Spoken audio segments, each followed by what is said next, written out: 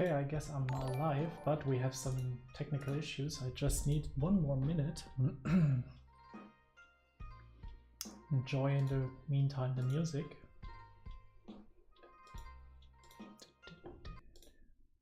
But thank you for the subscription, Almat.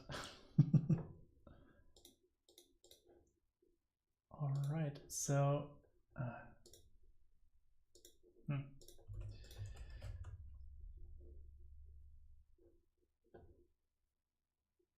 okay, better. All right, so that works. Just a quick check. Yeah, sound loud's also good. Check. Yeah, sound also good. All right, so I hope also that the music is good enough or loud enough for you guys. Hey, Tech with Dinesh, nice to see you. So just some minor setups that are missing and then I'm ready to go for today. Just a quick check. Yep, that works. Fantastic. Why is there a logo on my face? That is a bit of an issue. Let's see if I can get rid of that. So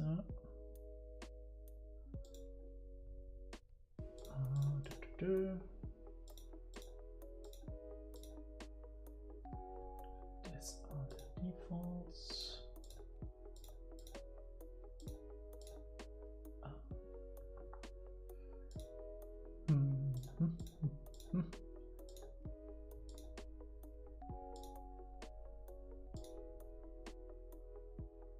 Okay, can't change that now, but that's no problem. We will live with that for now, I think. That's directly my face. That's really ugly. Let's see if I can.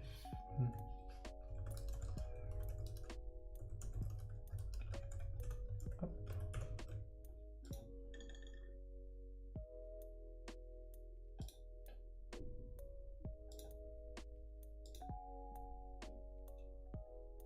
So 1 minute late already, so we will come there.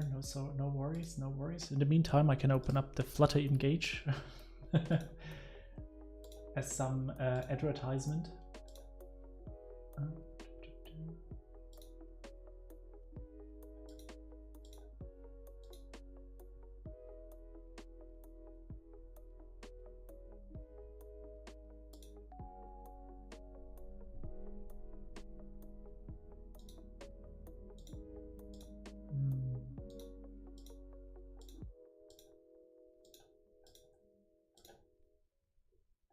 Okay, anyhow, not so important. I think we will have to fix that the next time, or what I can do is moving my face a little bit up, so sorry for that. Up, getting the chat box and the webcam. Up. Pushing these two a little bit higher, like so I guess. All right, fantastic. So, now 13 people. Thank you so much for your likes already. So let's get started. And I see already that I forgot to go back to the right screen. Yeah, fine to see you all back here on the live stream. After the last time, I was a bit afraid to do the next stream. Actually, last week on Monday, I wanted to do so, but I was a bit blocked and I don't know really why, but I was nervous. And today I have the chance to make it up to you, and I have some very interesting topics for you guys if you are interested, and I'm really interested to hear what you think about it.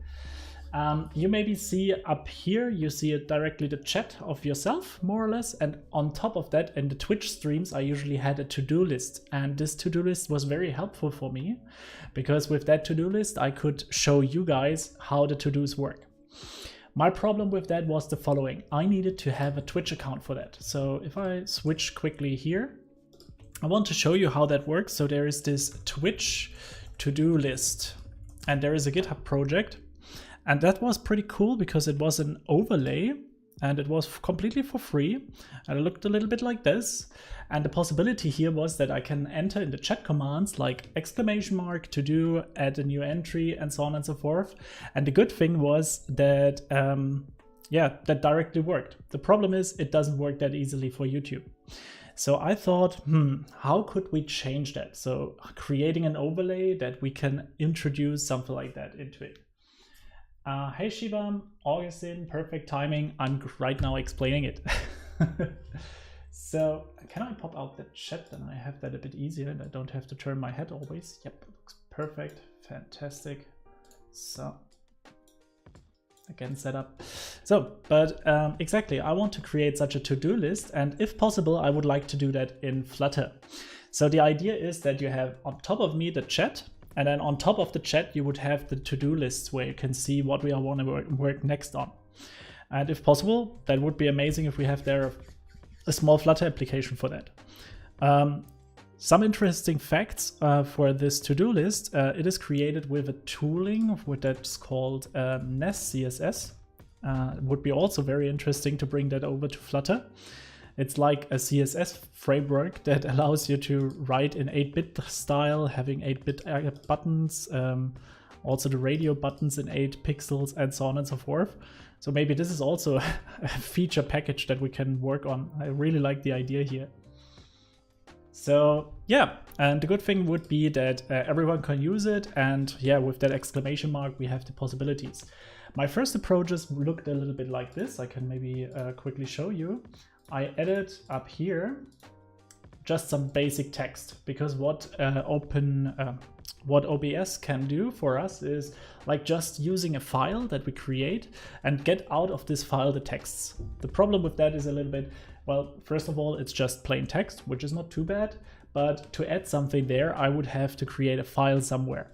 And the good thing about this to-do list that we have here is that they run it somehow on their own servers, I guess, or on GitHub.io. And if you add your channel name, it will automatically fetch the to-dos from that channel name. So to give you an example, we could use this here and just say Max Flutter is my Twitch handle. And with that, we get here this to-do overlay for this channel. And this works with every channel. So if you have a channel for yourself, you can also do it directly like so. And that's pretty interesting. And if we could create something like that for Flutter, it would be amazing, I guess. And even if it is just an application on desktop that I can let run in the meantime and use the to-do commands from the chat of YouTube would be great. Whoops, that was a mistake. So, hey Minu, you have a fantastic little badge there. It looks fantastic on you. The yellow one is 1 month, or it's great. All right. So in custom OSB, okay, good. So that's actually what we want to achieve. So for that, what we would need is the YouTube API v3. Why is that important? Because we would like to fetch the streaming messages that you write so that we can get the streaming messages that you write in the chat directly in live as real-time possible as possible. So if we check out the YouTube API, we can see that we get these YouTube data API. And here we have different functionalities, code samples, and so on and so forth. If you go up here on guides, you get a lot of information. And if you see, most of them are YouTube related, how to get a video, how to get thumbnails, playlists, channels, and so on and so forth. And usually this is pretty fine. But we are a bit special because we want something more in depth. We want like to use live streaming. So then it's getting a bit difficult to navigate here inside, or I found it very difficult. So what I did is I was searching for, so I clicked on the YouTube sign, and down here we can find live streaming. And actually you have a lot of possibilities to access the YouTube API in order to get live streaming information. And I didn't know that in the first time, but you can get streams itself, how long they have run already, what information they have. You can get the broadcast, queue points. You can see that there are client libraries and so on and so forth. And that's pretty cool. So let's say we would have a server-side web app. You can create oAuth, of course, and so on and so forth. And if we go to the references, this is the stuff that we actually need in order to get our chats. As you see, we have live chat moderators, live chat messages, bans, and so on. And we are interested in the live chat messages. So the goal would be that we have at the end in Flutter a stream. And with that stream, we receive all, I don't know, 30 seconds, every chat message that is in the YouTube chat. And we receive that, and we would do something like, okay, if there is something like exclamation mark to do, then we add it to a list.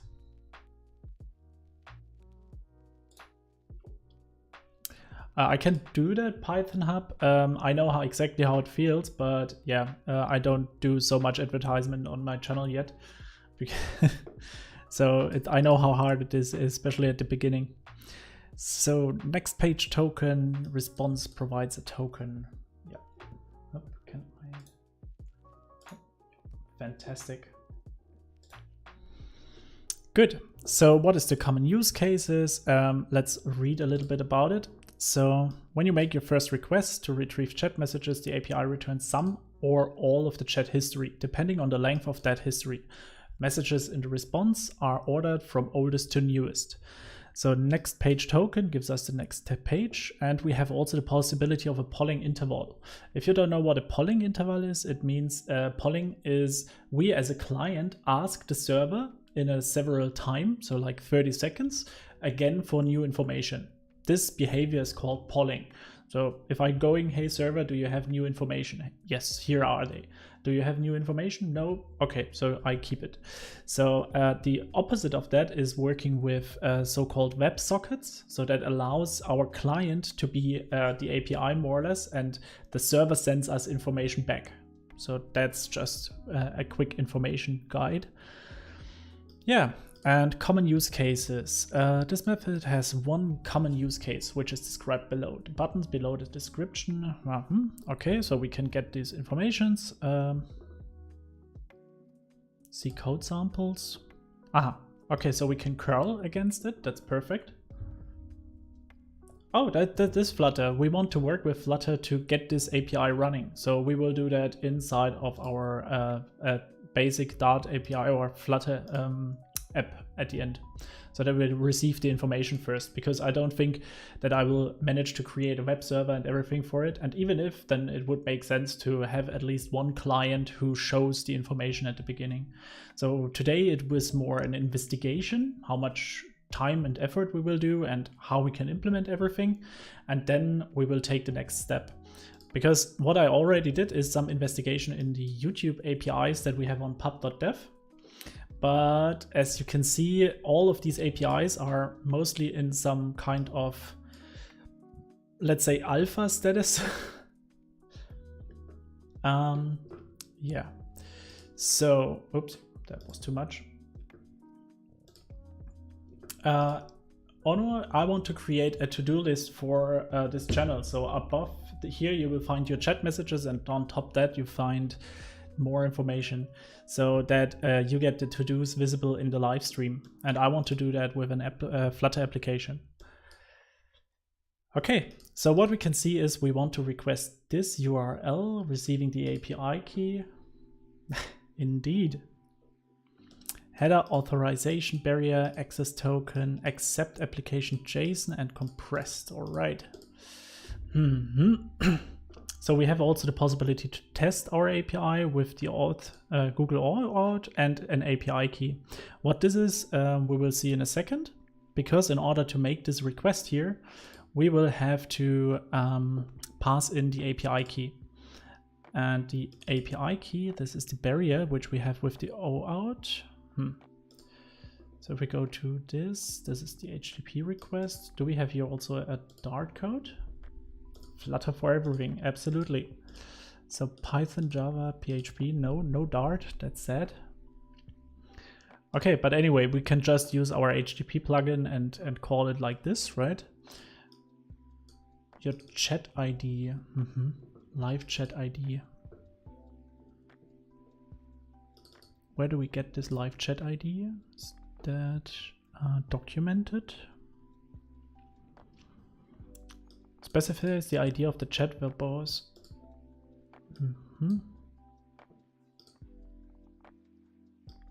With the broadcast is return a live broadcast resources snippet. Okay. Yes, I try Abhishek. I already implemented everything so that our Google console will not announce too much information. So I hope at least. And if, then yeah. I have not so much valuable things at the moment. Oh, that's the wrong one. Google Developer Console. So if we go to the Google Developer Console, now it's getting a bit tricky with access rights and so on. And you see already I'm logged in here. And as you see, there is not so much happening. Only the YouTube API for my website, which gets a YouTube gallery at the moment. If we go to credentials, we will find this page, and this is the important stuff. So this key here, but I can show it to you because I restricted that one, as you can see, to IP addresses. So you could get it if you are going through my IP address and then you use this key. Else you have no chance. So that's why I can show you that. So this is the API key. You have here my current running a public API and so on and so forth. And with this possibility, we have the access rights. So I can copy that one. And this is the key that we need to access the YouTube API. All right, so much to that part. And now let's try if we can implement that whole thing somehow. So we have a client-side web app, installed app. Will we use authorized requests? That's a good question. I don't actually know that. What bus would I recommend? Very good question. So backend as a service is BaaS. And at the moment, I think there are only you have a lot of mobile BaaS systems, I guess. One that I would recommend at the moment is, if you don't want to use Firebase, then maybe Amplify, because you are working with AWS together, which is pretty good. And else, I think you can use everything that offers you a mobile BaaS at the end. Yeah, that highly depends on your use cases and what you want to create with it and how much people want to access the app at the end, because it's getting very expensive very quickly if you don't take care. Okay, so much so good. Then let's see how we can start here. So in order to get some access to the API, what do we have to do actually? Let's say we would get started with this one. So these are the API use cases. Schedule broadcasts, no, as a video case. This we have. Register the application, we did. Go to API console, we did. Yeah, okay, I know how JSON works. That's fantastic. And now calling the data API request must be authorized by Google account that owns the broadcasting YouTube channel. So I have to even validate twice with the oAuth.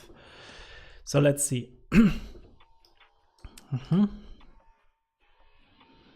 So probably we will have to work with oAuth protocol in that case.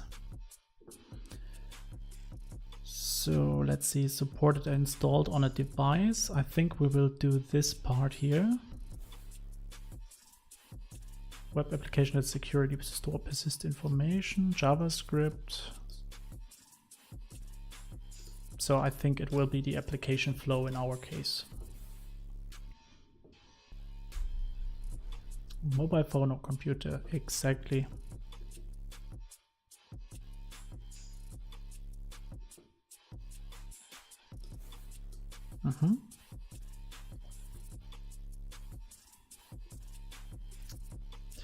Super base.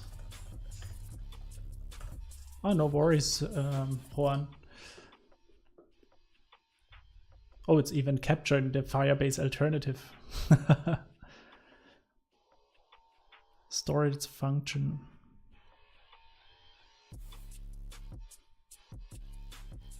Okay, yep, also something like that could work. I can share that in this chat, so then you have also the possibility to access it right away. Thank you, Minu. Wow. The music.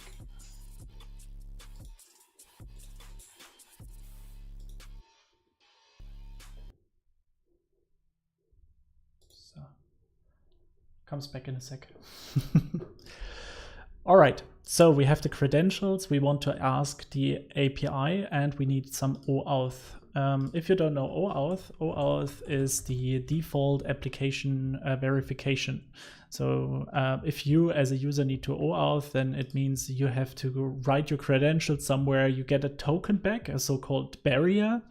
And with every request that you do, you send a barrier back to the server, and he identifies you with that token.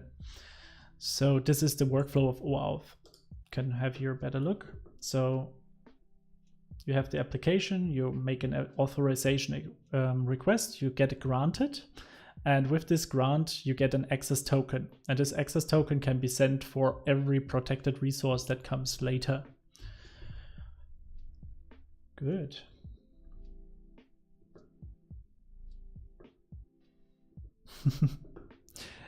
Okay, let's check out. This is that.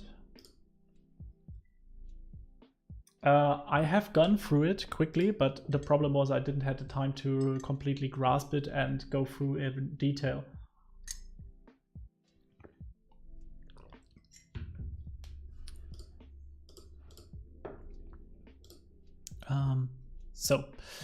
Exactly. So let's see how we can do that. Client library section, describe client library support for oAuth 2. I think HTTPS will automatically work with that, right? So if we have here HTTP, I think we don't have problems with that.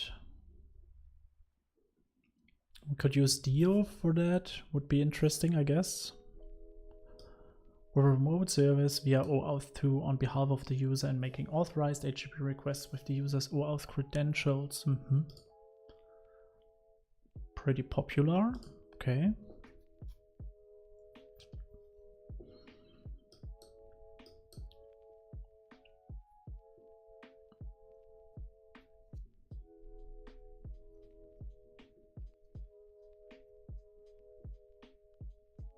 Several different methods for the client to obtain authorization. At the time of writing, that only supports client credential grant resource. Okay.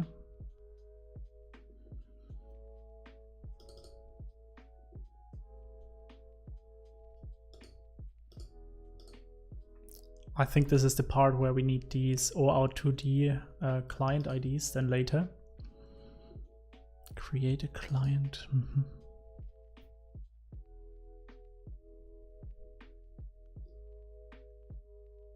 Okay, but before we jump right into coding, let's first see how we could get this oAuth or if we can run this credential, but without a barrier. Revoking.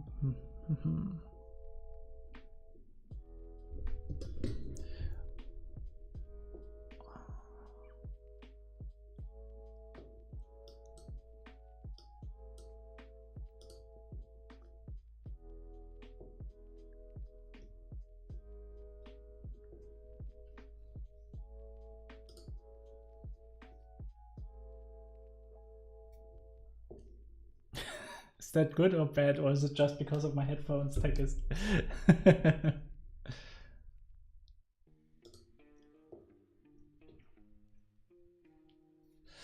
So we have the client IDs here. Up.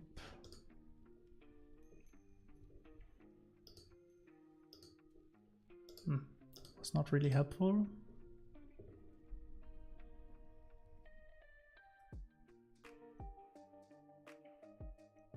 The oAuth client ID. Okay, you can find this.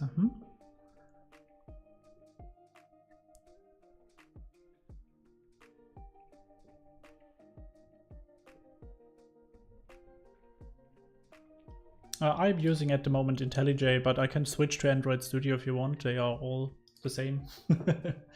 But yes. When will be null safety live? Good question. Do you mean live on the stream or live in general? I think in stable it will take a while, I guess. It's a good question. Let's check that out. So Flutter null safety is stable. Is there already plans somewhere? I think they usually announce that stuff. No, it's still in beta. So hard to say, maybe tomorrow.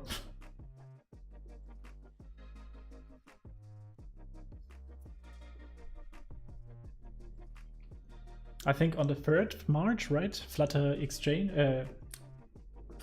what is it? Flutter Engage. So Maybe here null safety is getting on release. Who knows?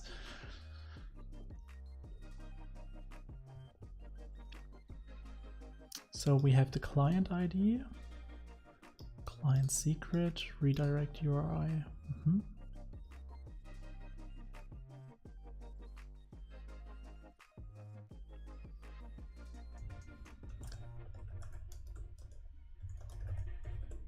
Let's see if we find a good tutorial for that.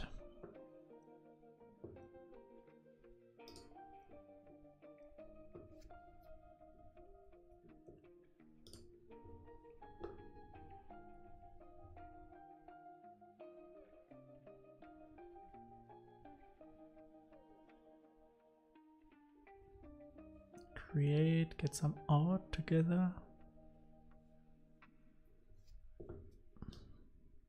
Around oAuth for Flutter.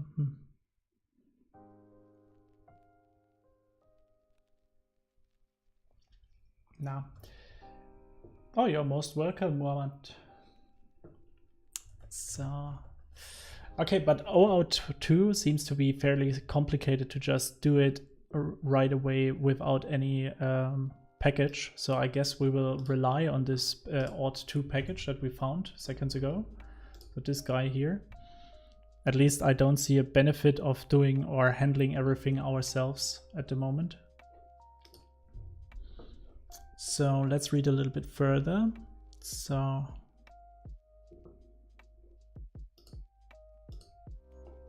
get auth credentials, create your project and select API service.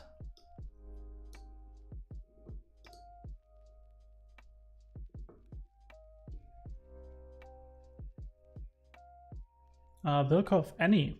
Linux is always pretty good for developing in general with Flutter, I guess.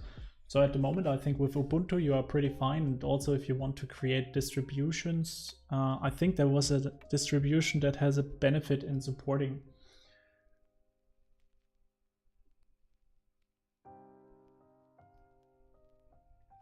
Very good question, Joan. If I'm working from from top to bottom or from bottom to top, actually I'm a bit more visualized. So I'm very happy if I always start with the visualization. So if I know how it looks, and then start with the backend. But I know there are different approaches, especially at work. If I'm at work and work on a feature, I'm usually working from the database and work my way up. The reason for that is, if my feature is not ready and I want to make or push the changes already to master, then I have the benefit that it doesn't distract the users at the end. So I can directly use it in that way.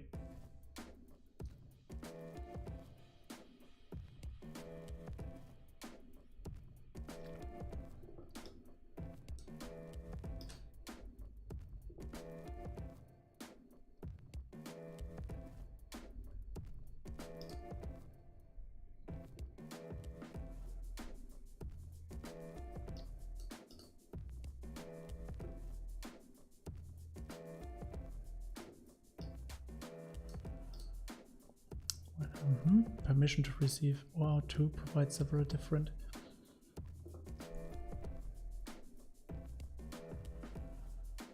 authorization code ground, client credential ground, resource owner, password flows.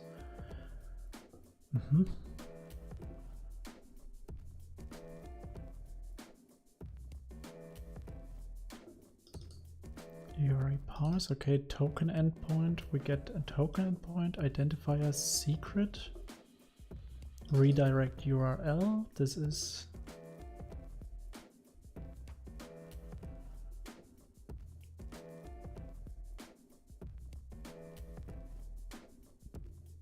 persistently if the server issues a refresh token allowing the client.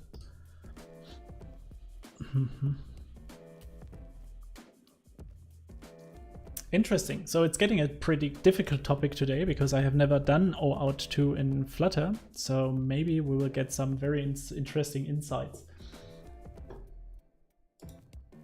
So if you search for someone who exactly knows what he's doing, this is not the right place for you. So oAuth 2 in Flutter. or what we can do instead of doing this is going to the pub.dev, and there are some YouTube API possibilities already. So here you can get the, but I'm not sure if they work with authorized keys. I don't think so. They are just getting the YouTube API via the string. Title published, channel ID. Yeah, so they only get the unauthorized information from the YouTube API.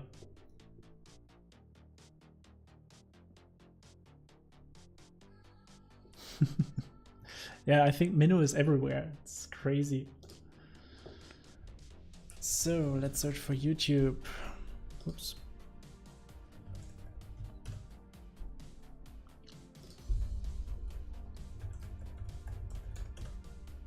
No, it's not there. Okay. So let's see, installing, we get the oAuth 2, and then let's just start with it and try to get something done. Fantastic, if you don't search something right now. So getting this done, getting some of the comments out, because we probably don't need it.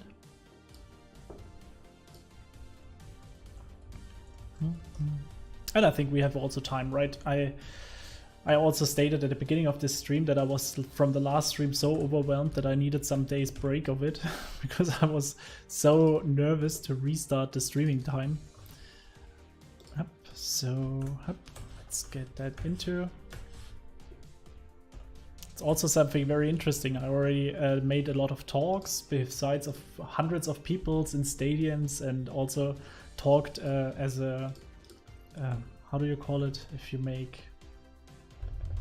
as an actor in, I was at a very famous, how do you call it, theater, like live theater with hundreds of people, but I get nervous if I'm doing live streams, like it's somehow crazy from time to time.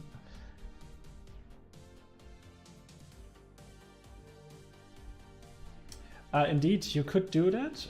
You could do it also via Dio, I guess. I think that is also part of it if you go to the pub.dev. I'm not really an actor, it's too much. When I was a child, I was like a child's actor for, how do you call it? Don't know the part anymore that I played with, but was quite funny, So if I use Dio, I think they have their own oAuth informations, how they work. Yeah, so you could just use this one.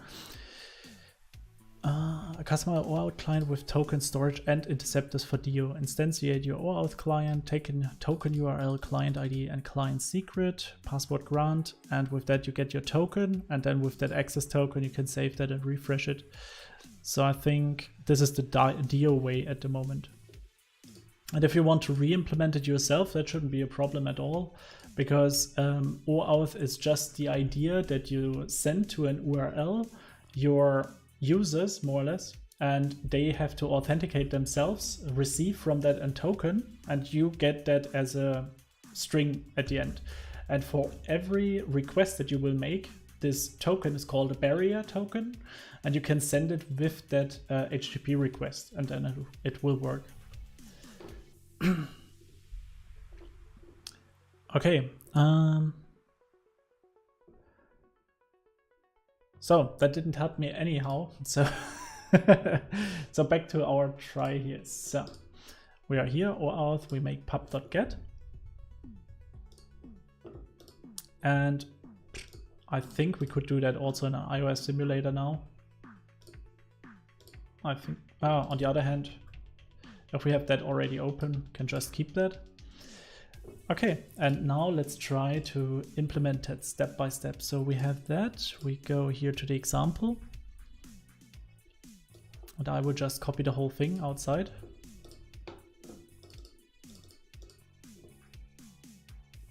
The chat gone silent. Yep. So, start. Just to see what happens here. So we receive the information from oAuth, we have the authorization endpoint, And this authorization endpoint we will get from our console. So if we go back to the Google developer console.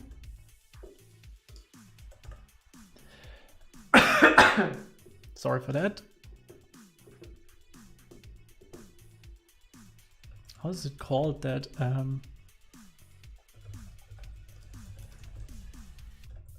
Here, Alibaba and the 40 Thieves would be the English version, I guess. At the Volksschauspiele.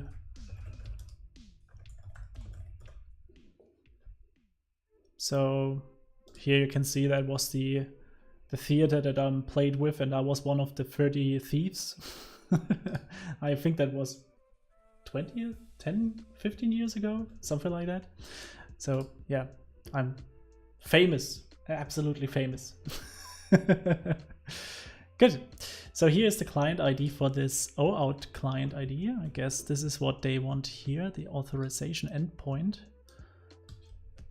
Example oAuth2.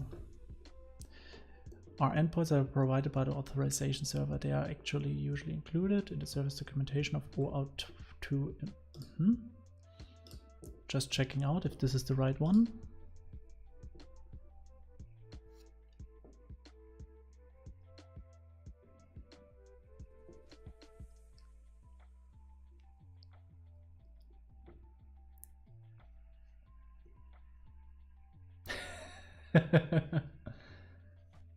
bitsdojo.window sounds very weird. Bitsdojo window. What does that do? Customize work with Flutter desktop app window.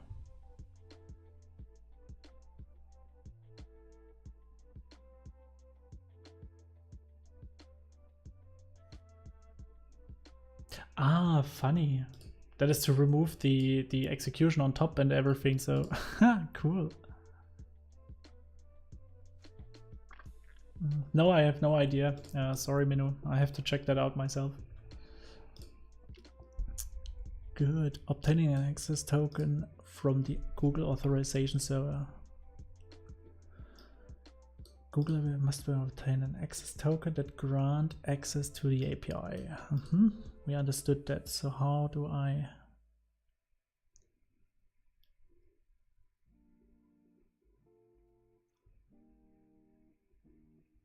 So client ID and client secret.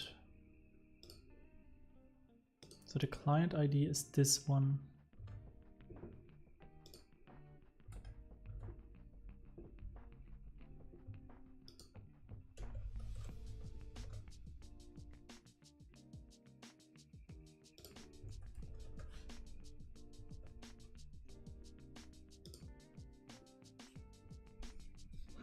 Not yet completely convinced.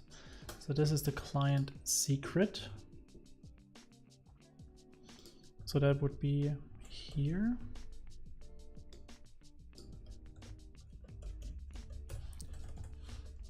And each client is a separate client.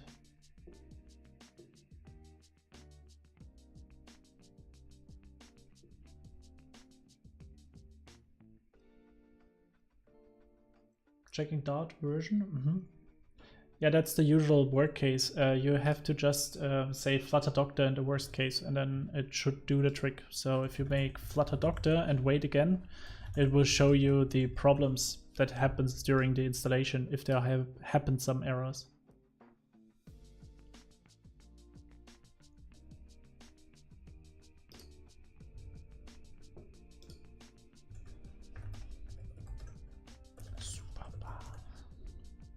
There is already a library for Superbus or Superbase, which could help you, I guess. It's just in the dev version, but it's from Superbase IO itself, so maybe you can help them.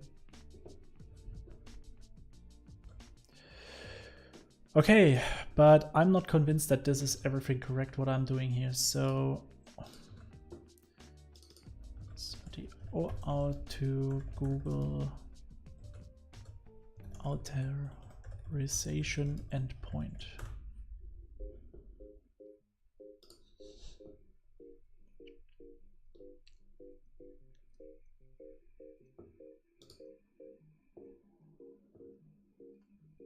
What is that? Select the scope for your API cloud. This one.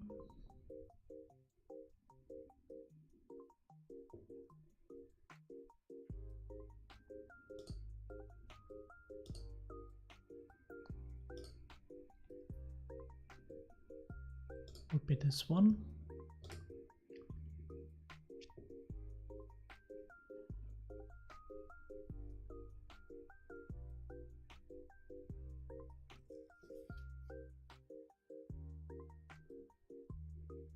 Okay.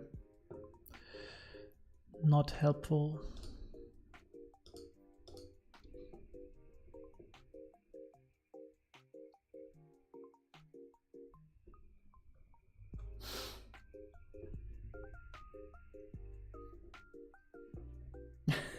I think the music is very famous because it's from Harris Heller, and he created something called Stream Beats.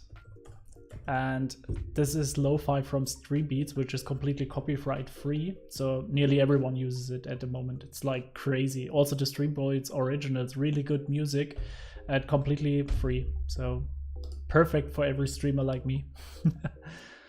So, and I'm really afraid that I publish more information than I should, but still I don't completely understand that. So mobile and desktop apps. Scopes, policies, mobile alternatives, app out for iOS library. The problem is,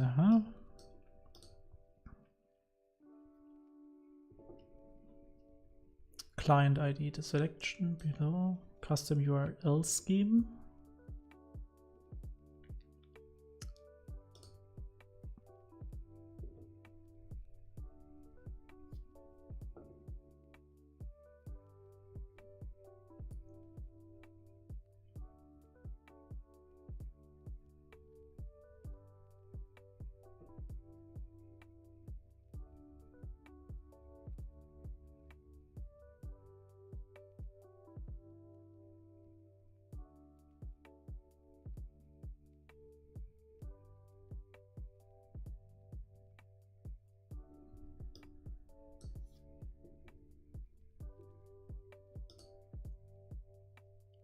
I have created that, generated code, I did that. Ah, here's the Google out. I think this is the endpoint that we want to show, not the ID. So,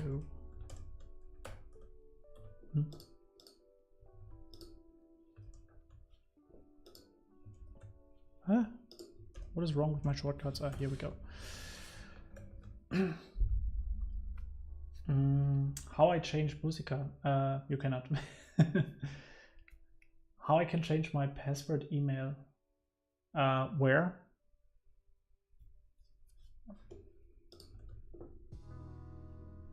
So this is the secret. This is this identifier. Note that the clients whose source code token endpoint.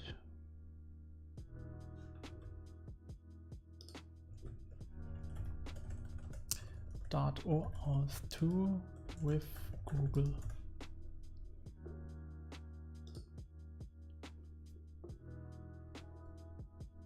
Preview. So how did they implement that? It's from the Dart dev team, but it's unfortunately archived. The source is now...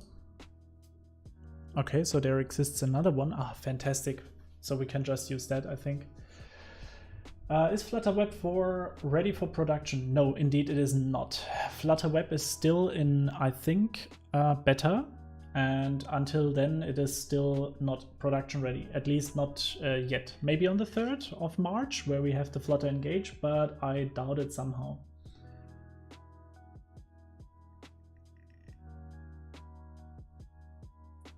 Ian, 5 left banner on the... Yeah, that's currently my maximum amount of people who I can help at the moment as a mentorship because of the time afford. I currently think about a time amount of 5 till 10 hours for a mentorship. So that's why I cannot have more than 5 mentees at the same time.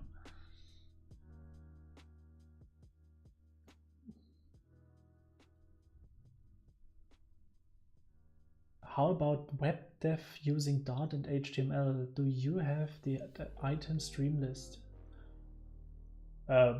Sorry, Minnow. No idea. So obtaining authentication, yeah, so provide support for, so where do I get this? This is exactly what I want, this here. So create a new cloud project on Google Developer Console. I think we did that already, or? Yeah. But wait, why cloud?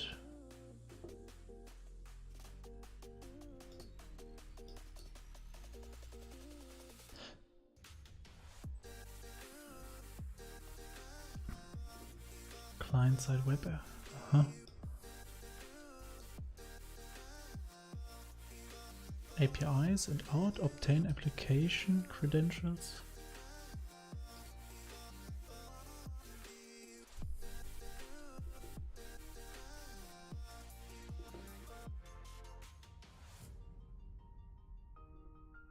Two flows with the description.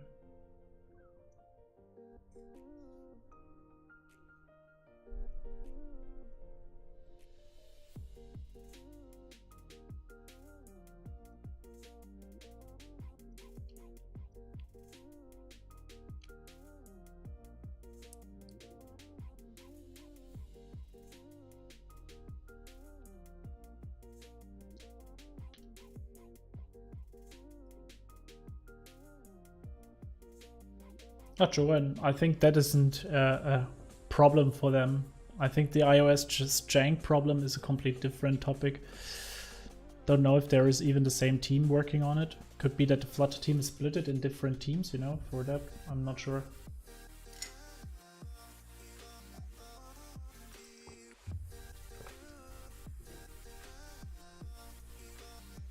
Yeah, that's true, Minu. The problem is that Mahtab don't have so much time, and actually she, let's say she's a bit camera shy, so she tries to avoid it. It's only because of my hard efforts to bring her into the team and bring her back.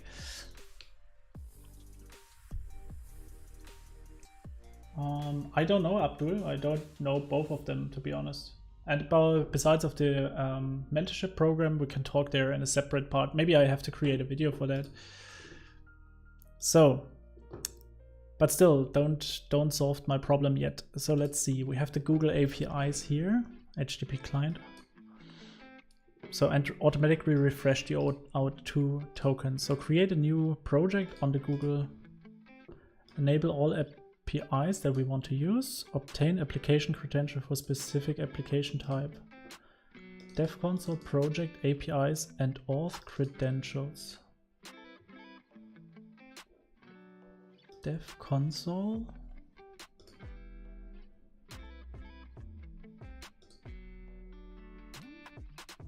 Domain verification. Project APIs. So this is my project.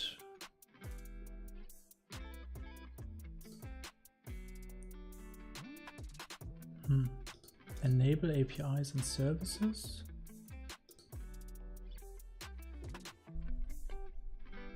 Application for specific application type.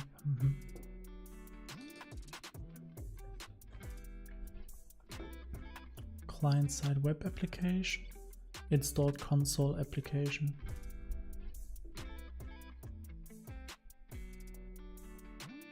A new client, I select installed application. Other type, the redirect URIs for the automatic and manual flow will be configured automatically.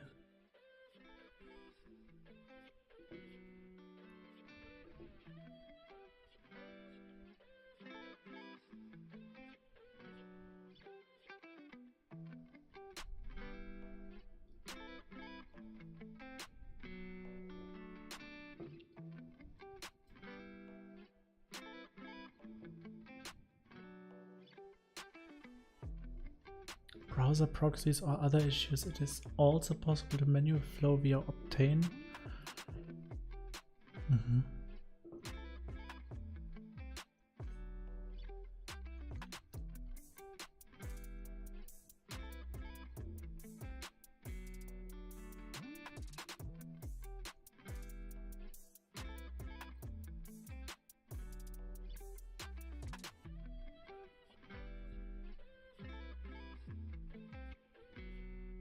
So we are not a service account, right? We don't want to do something automatically. Installed application sounds more like it. So let's try that. So we installed that package, Google's API.out. Let's see if that is still maintained quickly. It's unidentified. That's a bit weird, but I guess we are fine with that yet. So versions installation. It's also on version 1.0. It's a preview. So good. Let's just keep the version that currently is active. So install. Let's go here. I am programming, or I try to access first Google Developer Console because I have the feeling that I will not come that much further today. So just making an oAuth exception to the Google API's authentication, receive a token from them, and then later receive the chat messages that are in the current stream. So that is the goal. If we manage that today, I'm pretty happy. And then for the next stream, I would like to create a to-do list that we put here in the live stream up there, so that if I enter like exclamation mark to do, add, then we can get that here inside of the chat and in the messages. Okay, so we've got that. And let's see, we had here, not here, but here an example. So after the client ID has been created, you can obtain access credentials via this one. And grant access, okay. Apps Google user content.com. Okay, this is the client ID. So we could have multiple of them, I guess. I'm left-hander? No. How did you... Why do you think I'm a left-hander?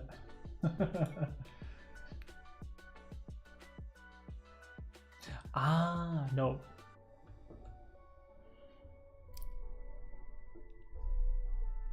Then auth client prompt. Where's the difference between this and this? The import is auth.io in that case.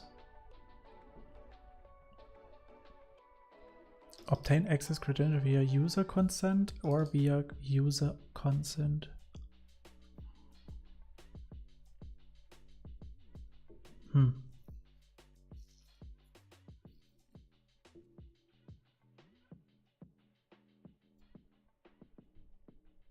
This is my left hand? It could be that I turned around my... yeah, that's true. Yep. Okay, I got now why this is the case. So if you see, if I turn the webcam in the intermission, now you can see my right hand is actually my right hand because I flipped the camera image.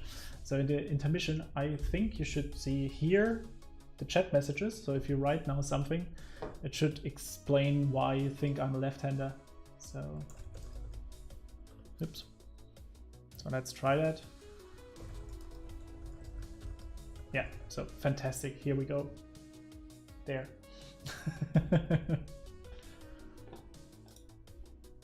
So that's why I always playing around with that stuff. So, but makes sense. Makes sense.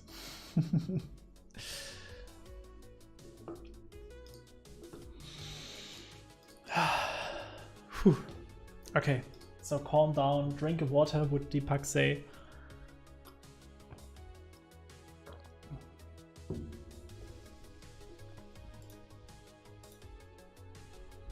So, okay, we have that, we have this Google API.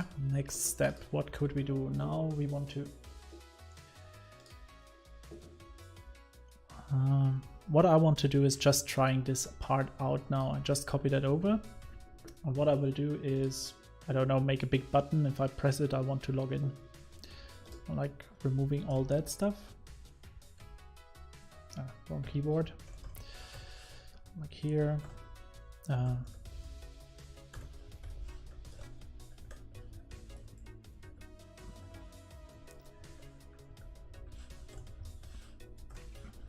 Wow, I didn't work with the Mac a long time. I really feel it in any case.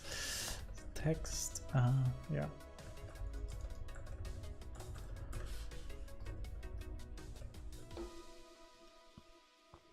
So we get the client ID, we can import that from the auth.io. HTTP should be the HTTP package, I guess. So var client prompt.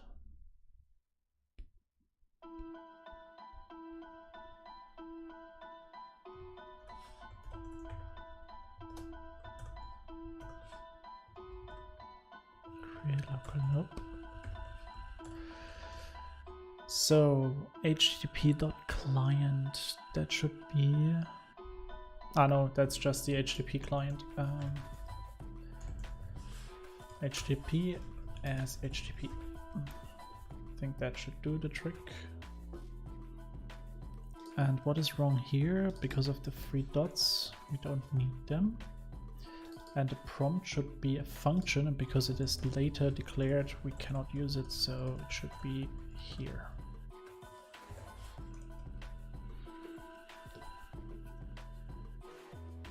Hey Amar, nice to see you. Hope you are well. So could we see anything? Yeah, we get some errors. Let's clean them quickly. Ooh.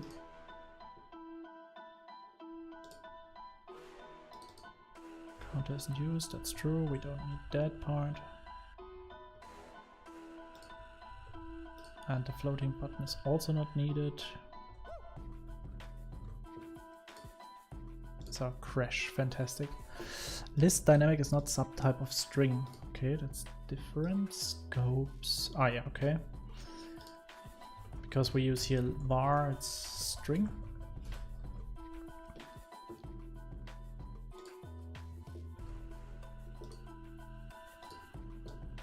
So here we get our prompt. With that we can now go to our authentication. Invalid request. Missing requirement scope, okay.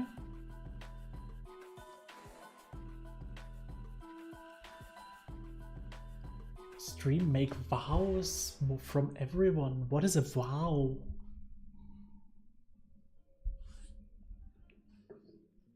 I mean, I'm very happy to make vows, but what is a vow?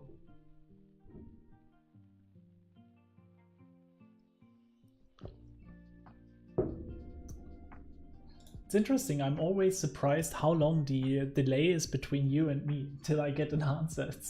I have it on very small delay, but somehow it still takes some time to get the information that I want.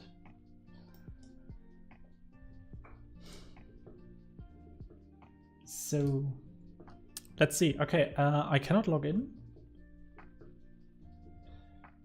Yeah, but the question is, what is the things that makes people mouth opening? What do you want to see there? What would the thing that you would be interested? Oh, 576, that's okay. So app, this is the credential part. Hey Robert, nice to see you. So let's get this YouTube to do part and add that here. No, this is not the right thing. It should be this one, I guess. googlecontent.com, exactly. Stop YouTube.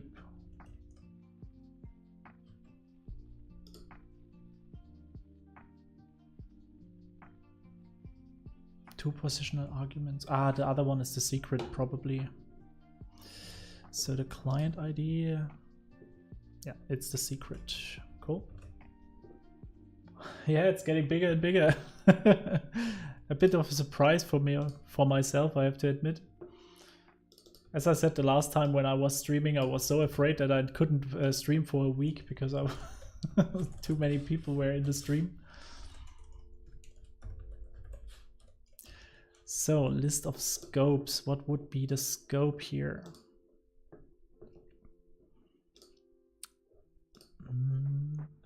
Can I, no, that is list of string of scopes.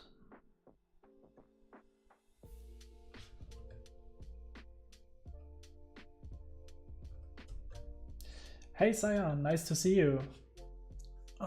Why developer use Mac but not Linux? Actually, I use Linux a lot. The question is more, Linux is not user-friendly, I guess, in general. So at least I would argue it's not for total beginners. If you are coming from a Windows environment or from a very basic environment for OS systems, then it's very hard to make the leap to Linux, but it's very easy to make the leap to Mac. And at the end, Mac is also just a Linux system, right? The tutorial is today about how to access with credentials to an oAuth service from Google. At least this is my plan.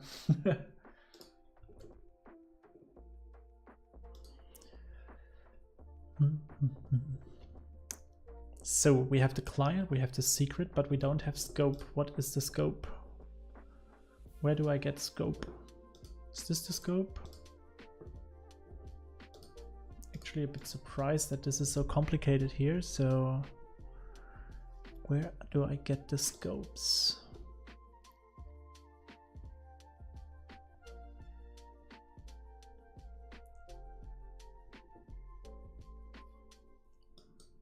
For web application, no redirect URIs are necessary. The JavaScript or its setting must be set for local testing. After the client has been created, you can obtain access credentials via can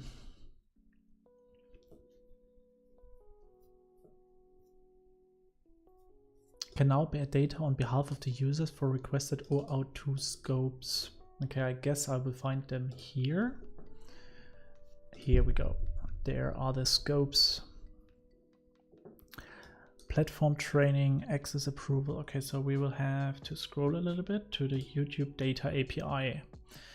And here we have the membership creator, force SSL, read only, view your YouTube account, manage YouTube videos, view and manage asset. I think that would be the only thing that I will need. Let's see. So this would be the scope that we want to access. Linux is love. Hey TN developer, nice to see you. Parrot OS sounds really funky. Okay, I can now connect to the YouTube moderator. That seems to work. So this is the auth code state. Fantastically. So let's connect with my YouTube account. Hasn't verified this app. Fantastic. You have given access to an app that's currently being tested. You should only continue if you know the developer that invited you. Continue. I am the developer who is inviting me. So I got redirected to localhost something.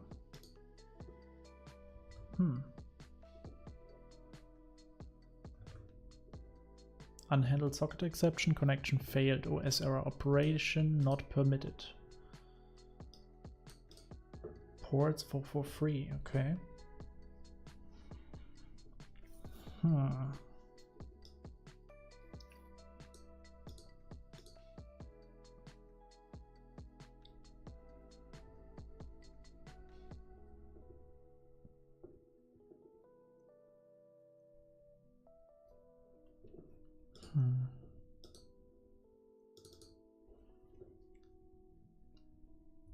Okay.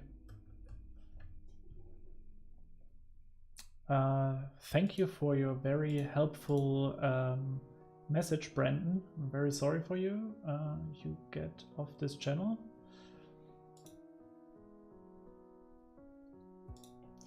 The current error that I receive is that I get, probably I cannot recognize, or it is not possible to go against the This is the whole oAuth part. Let me check.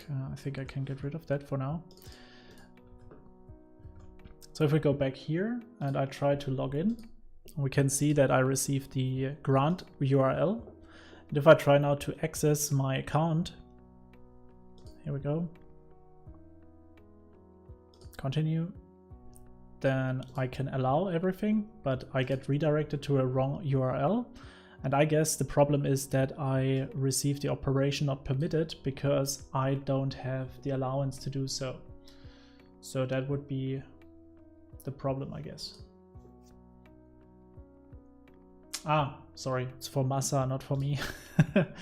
Massa, you can try to first start with Flutter Doctor and see what you get for messages there. And if you don't get really helpful messages, you can also try to make it with a V at the end to get more information. So like this, and then say verbose or V, because that gives you way more detailed information about what's going on and what is wrong at the moment.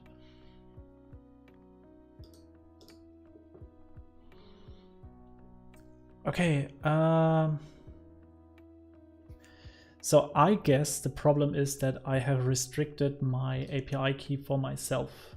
That would be one option. The other thing that could be is that I get redirected without the necessity of redirection. What is the problem? Yeah, exactly. So the problem is I try to access the Google content and I use the package Google APIs for that. Oh, thank you, Minu. Think.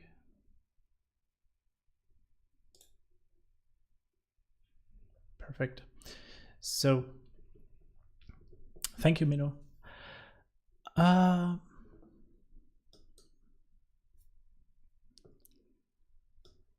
You can obtain the access credentials via this. Okay.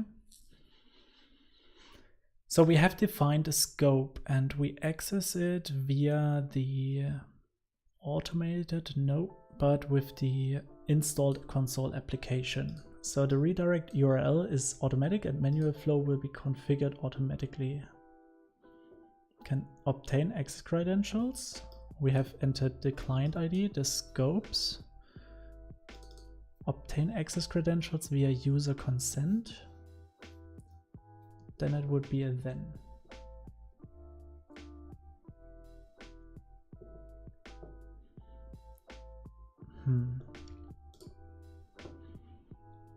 So, but we run into an error. So this one throws an error at the end.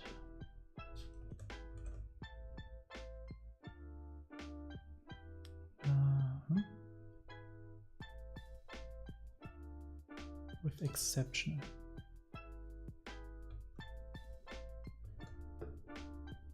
Operation not. Maybe he complains because I'm coming from a macOS system and not from an iOS. Can try that quickly.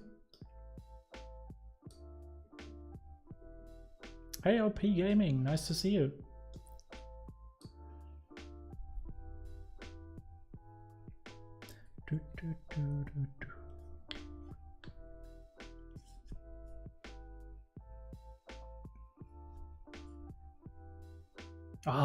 Amazing. New Fuchsia OS will be a joy for me, to be honest. This will be the time where I start to shine. Actually, I played a little bit around to start to get the Fuchsia running on my local system, but it is quite a difficult documentation from the Fuchsia team. They really did something.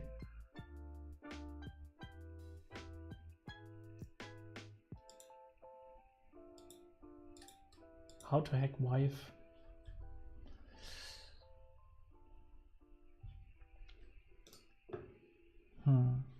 So we return this, the obtained API.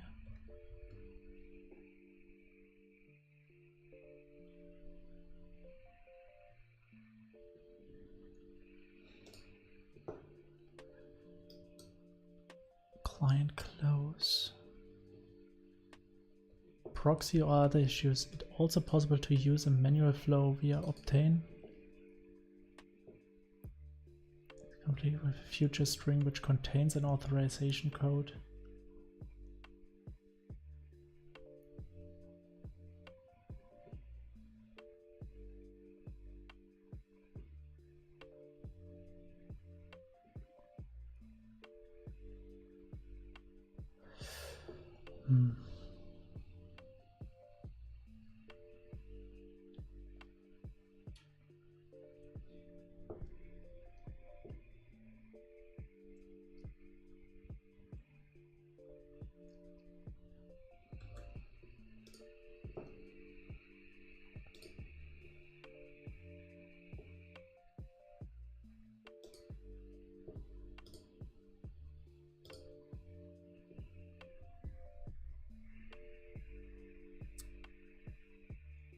wait a second, is this is a future.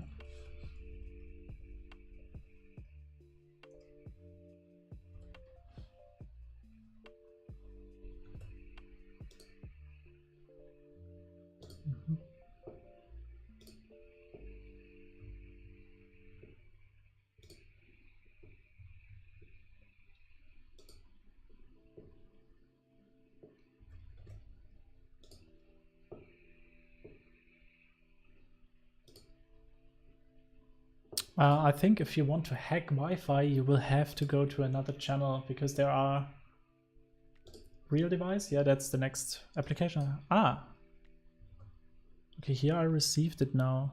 So that means you should be happy. But I made directly client close and I guess this is a problem. So what we can do is try to print credentials. Next part would be making a breakpoint here. Close that off quickly, start it as a debug mode. And then we should be able to see here more.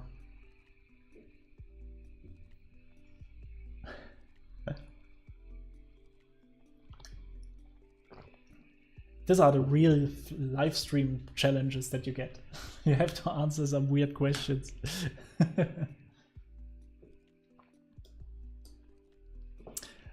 Okay, so now this going up, we can click that, we navigate to the login. Going with this one, getting this one, continue. Okay, so we run into it fantastically and we get our login credentials. So we have an access token with the barrier and a refresh token. So at this point, I should be able to call for information, right? If I make a get, for example, for valuable information that we want. So I will cancel that. But here inside, we can go now to our, not oAuth streams. We need the YouTube Livestream API. Bimir, here this guy. Reference, live chat messages, overview, list. So we want to make a get on this guy. So the question is, how does he know the live chat? I mean, he will not automatically understand it, I guess. Required parameters is the live chat ID and the part. So the part parameter specifies the live, go away, resource parts that the API response will include. ID, snippet, and author details. Specifies the live and resource parts. Will include, okay.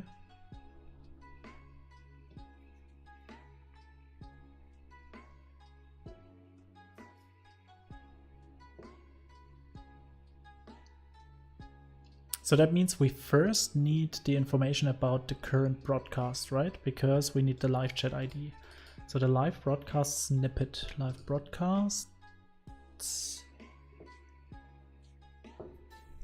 overview. To mark the live as made for kids, okay. Resource represents an event that will be streamed via video on YouTube.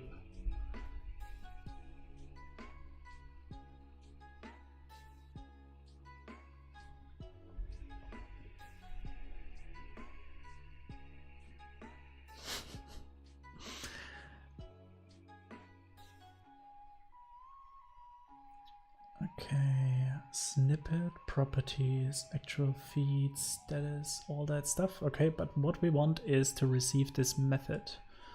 Returns a list of YouTube products that match the API request. Try it.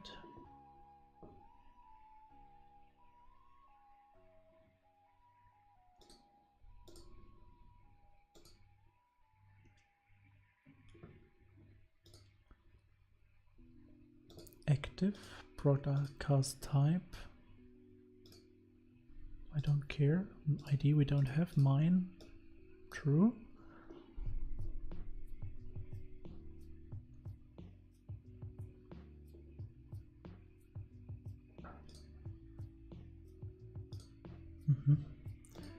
So, and I need the part here. So what is part? Part is probably again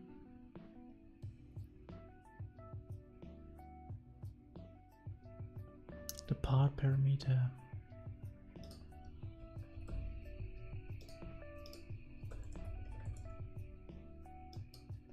Status. So let's have these two and maybe content details.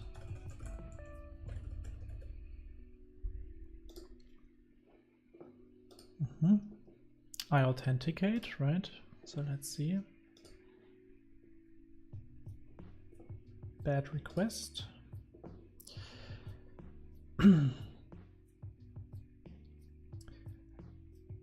Incompatible parameter specified in the request broadcast. That is mine.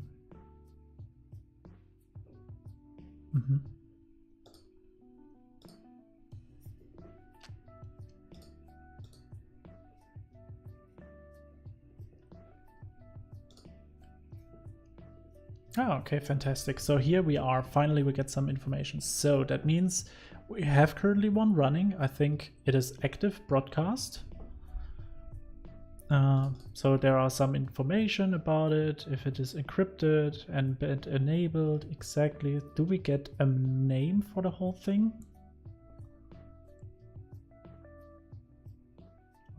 Not quite. Okay, so what is else what we could get from it? List by broadcast status. Snippet, content details, and status. Is this everything that I can get? Can include in the parameter value R, ID, content, snippet. Try it.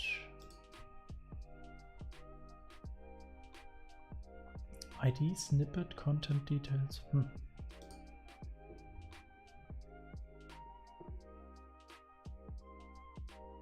Live broadcast response, e-tag. But this means that we have this ID, right?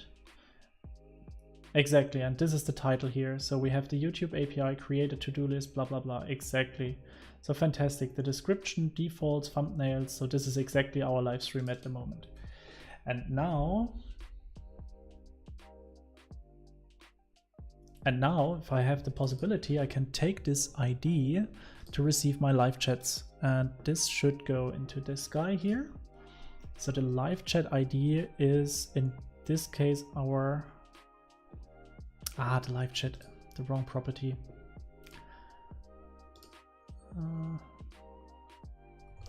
Okay, but for this means we first have to get the live stream. And because I learned now something, I can do that here via the snippet. We get the active one. The rest is okay, I guess. We execute that for a sec.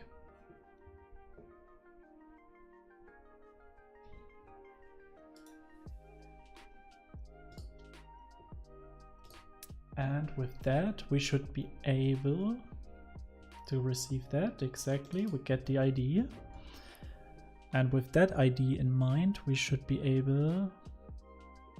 No, wait, stop. This is not show the code, please. What I wanted to have is this curl command here, actually. So. Fantastic. So we get all of that. The API key, what is... Good. And this API key will be... These are all the parameters that we need, and the key with the API key we receive from 222.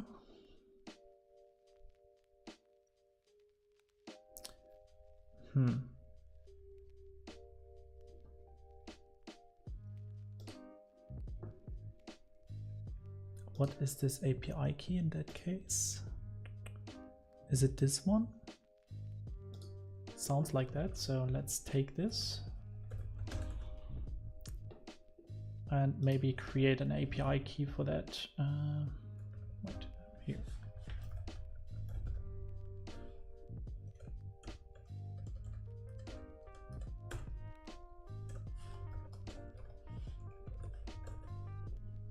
So we are authenticated with that. So let's head over and we receive here something. So this is our broadcast, right? So our broadcast.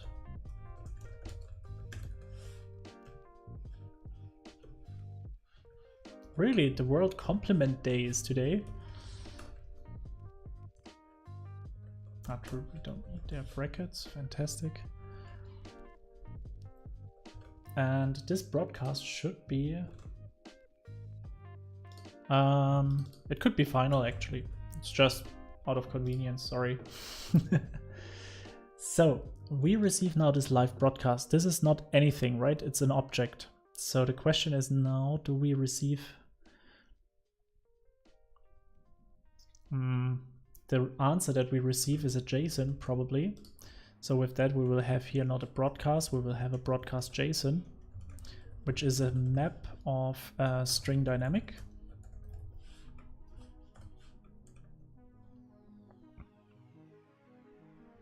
And we have to wait for that, of course.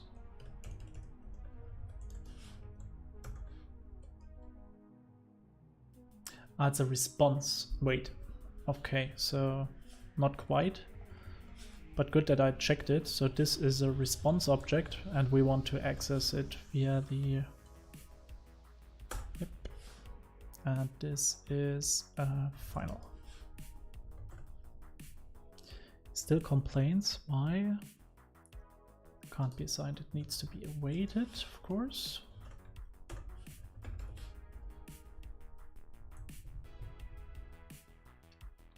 Dynamic is pain, you're right, but the string, the representation of a JSON is always string dynamic because it could be a boolean, it could be a number, it could be a string. So that's the problem. We will have to map it ourselves if we want to make it correctly. So now we have this response and this broadcast, or better, this response. And we still have to make it final, I guess. So if the response is a 200, this is the status code.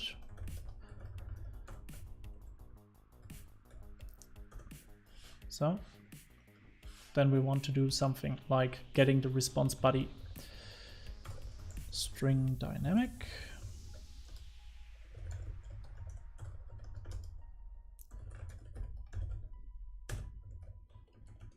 JSON. What is it? JSON encode or decode? I always confuse these both, so I think it's JSON decode in this case. Voila. So, and if I'm right, then this JSON decode would send us a map string. No, it's just completely dynamic.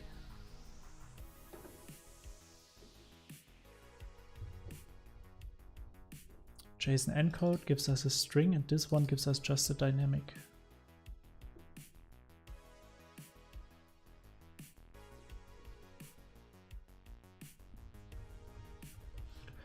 Okay, not quite sure, but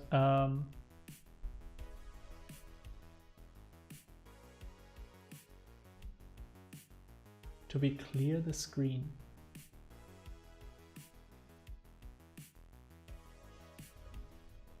Do you know how to get dashboard? You will enlighten me, Dog1, I guess. I will just print it here and make a debug point so that we can take a look into. And let's run this again in debugger.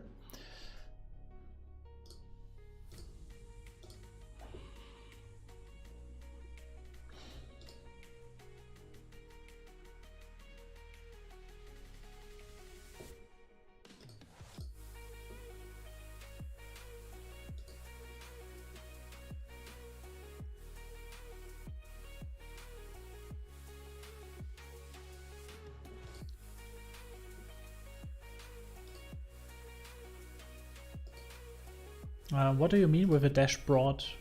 Not quite sure. Why does it not start now the login process anymore? Application finished. Ah, the wrong debugger.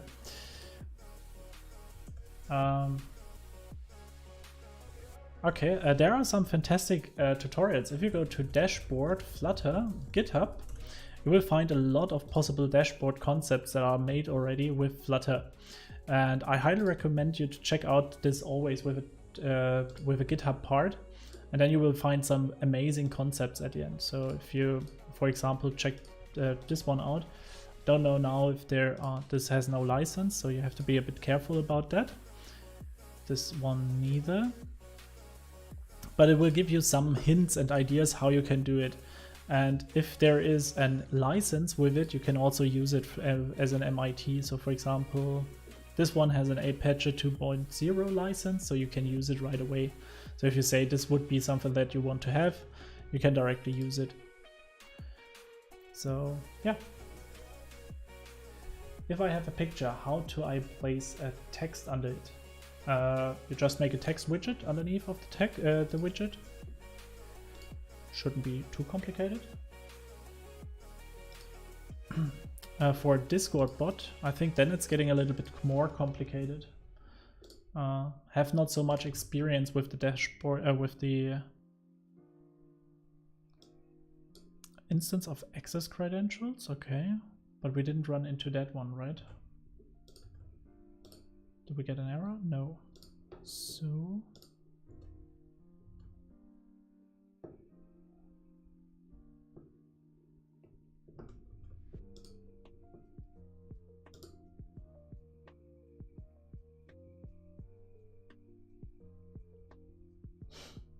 I think both of them. The good thing about Flutter is that if you create a web app, for example, then you automatically receive also a PWA. So you have also the possibility to have that. We do that right now, CodeFrame, or at least I tried that. It's a bit more difficult than I thought, to be honest, but yeah. So we get a response at least, so we're coming into that point, so I will try to jump over, but we receive an error, it seems. Response, okay.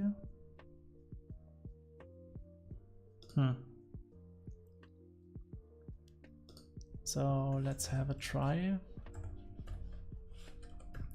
And a catch.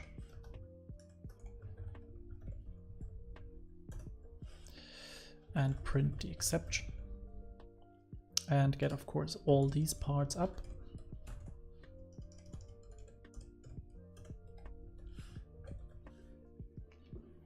And let's see where the error comes from.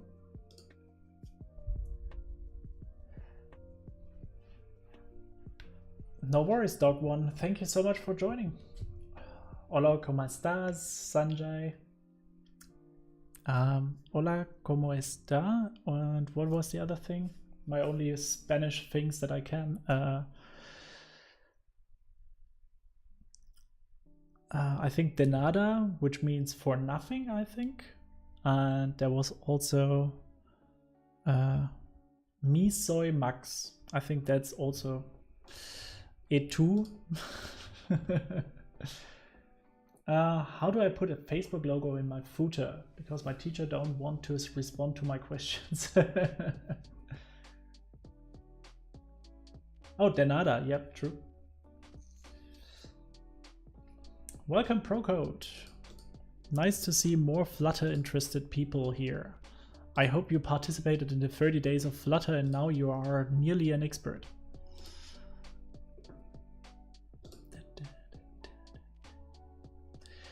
So let's try it again. So we make our response, but we directly crash into eternity. Authorization successful. We don't get any error.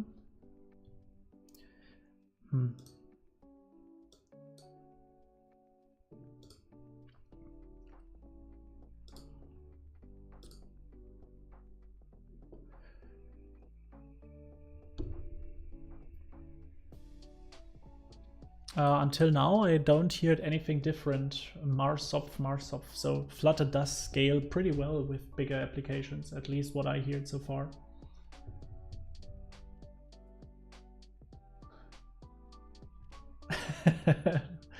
Fantastic, Juan. You are fully aware of Flutter, how it works. It's now also my second year now. And as you see, because I have my full-time project mostly in React, I have some really big troubles from time to time if I'm coming back to my good old Flutter, which is absolutely my favorite.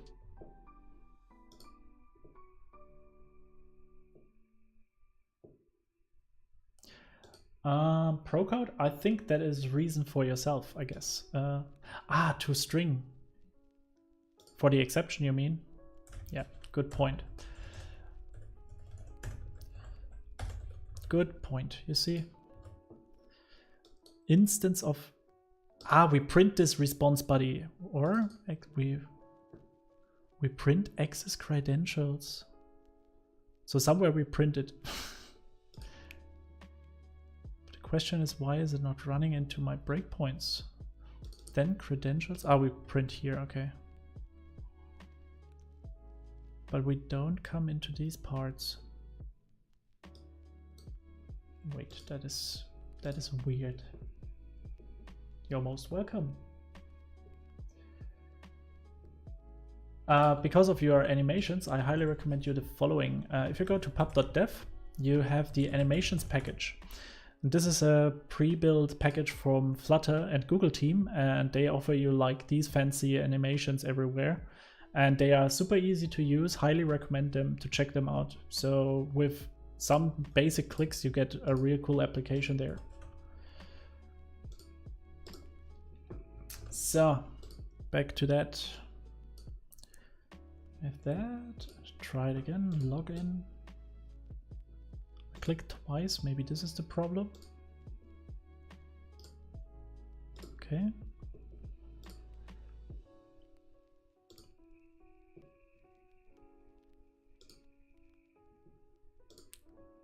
You're most welcome, Procode. I hope it helps you. Okay, so we client get something, and now what happens?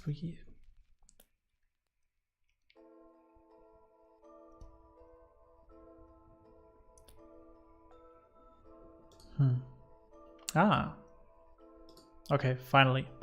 So we got a response, we got the respect, and we got unauthorized. Fantastic, isn't it great? We are not authorized to get anything. At least not this part, so there's maybe something missing from the scope. So we don't get that, we don't get an error, which makes sense.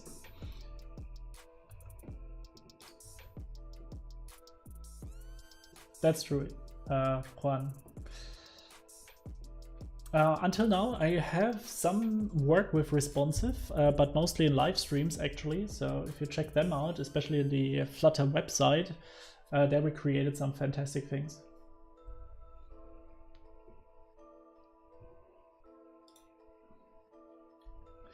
So let's see, we have this, and I authorized very, very often today. So I think we have the request requires authorization with at least one of the following scopes. YouTube read only, force SSL, and auth YouTube.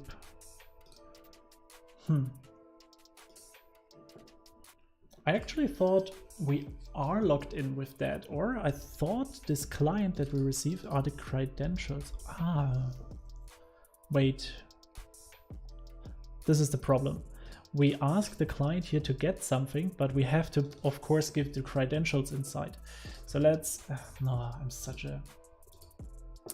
That comes from the live streaming, I tell you, because live streaming is not that easy, at least not in complicated development.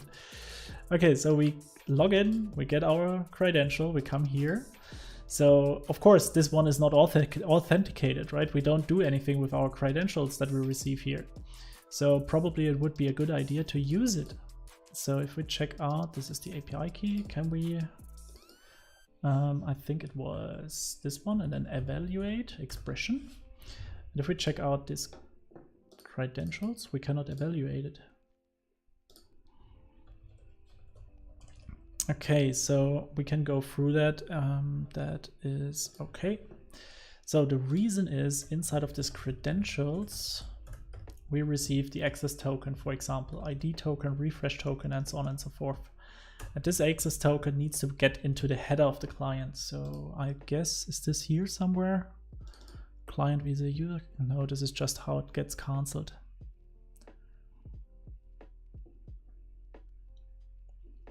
Okay, so that means we have our client.get and we have to provide a header.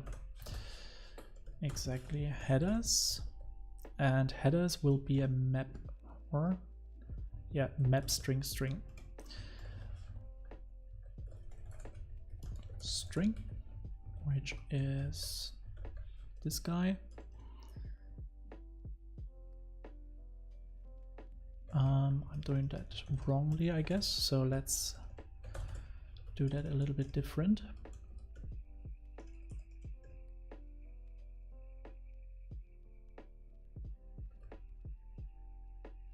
Indeed, Sanjay.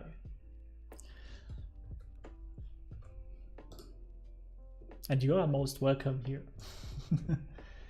Villa May update, please. What is Villa May? I wanted to do a header in HTTP. HTTP header oAuth.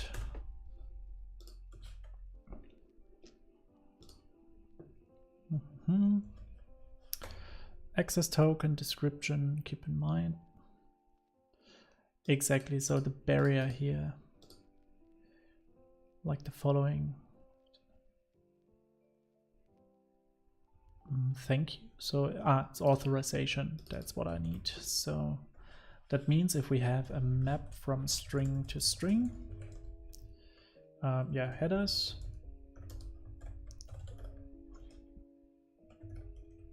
then we have authorization, and this here will be credentials.access token.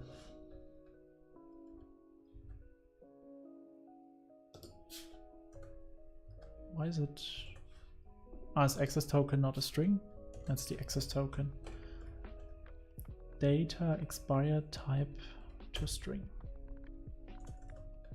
Does not work.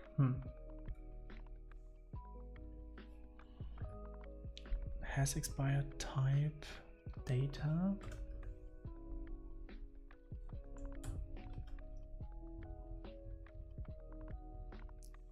The token type usually barrier, exactly. So why is it fighting with me so much? Do I do something completely wrong today? Set string, okay. It automatically creates a set of. So let's create a new map, and then inside of it, like this. No. Need to Google now how to create a map in Dart. This is sad. That's just with. Okay, fair enough. So we can keep it like that. Was close enough. So, and instead of this, we make it this way. Fantastic, look at that. And here we have our barrier. So instead of doing this, what I will do is I will do this and this. And here I will credentials access token dot type. So, and with that, we can now pass the headers here inside.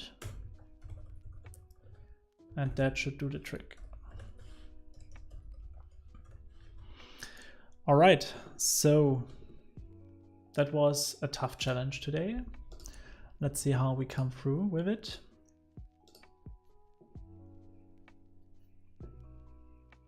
Map from would be also a good constructor, true. But I think that's fair enough for now.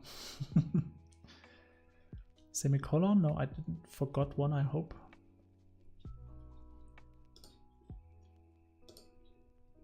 So log in, we go back to our debugger. That's the perfect thing about the live streaming. I got all you guys who helped me here and I don't have to do it all myself, so it's way better. Also, if we have something to discuss or if something is open and I don't forget it. Still not... So we get the request, get... How does the header look like? Authorization barrier with the barrier token. That looks good. And the status code is 403, which means that the response is unfortunately not what I expected. Yeah, sure, go for it. Still forbidden.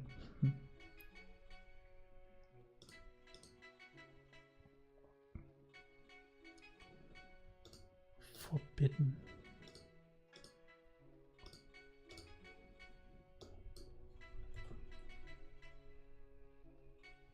Active key.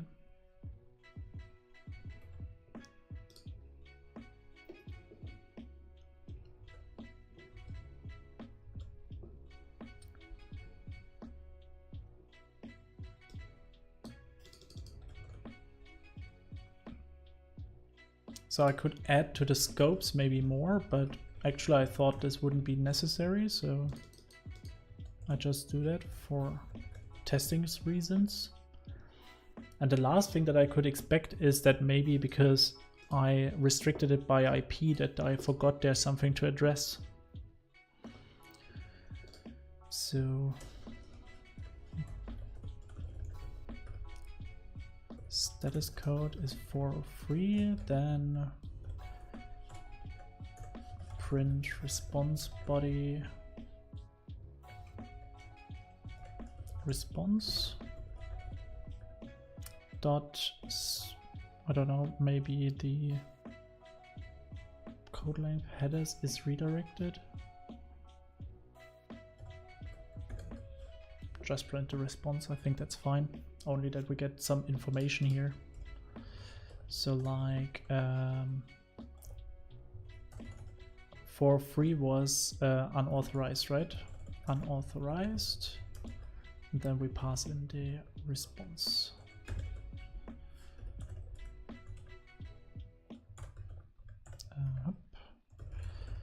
To string. Good. So hot reload, checking out the login, go for it.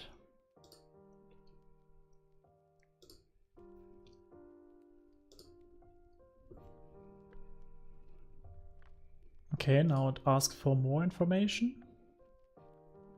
Status code is org. Response, status code still forbidden.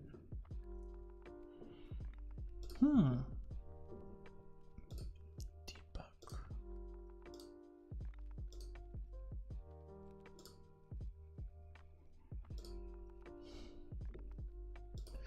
Okay, so it seems that we don't have to get all of these. That's good. And now let's read some chat. Telepathy fan. So with news about deep fake videos becoming increasingly real, there is a risk for chaos. What if if you could get a hold of both technology based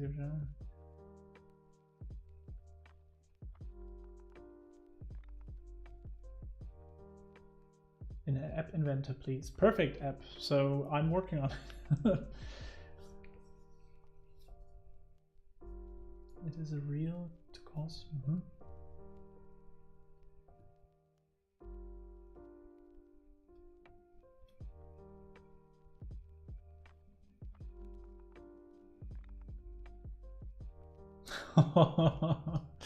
Yeah, I think, Joanne, this is always a problem, right? If we work with AI and all the technologies, right?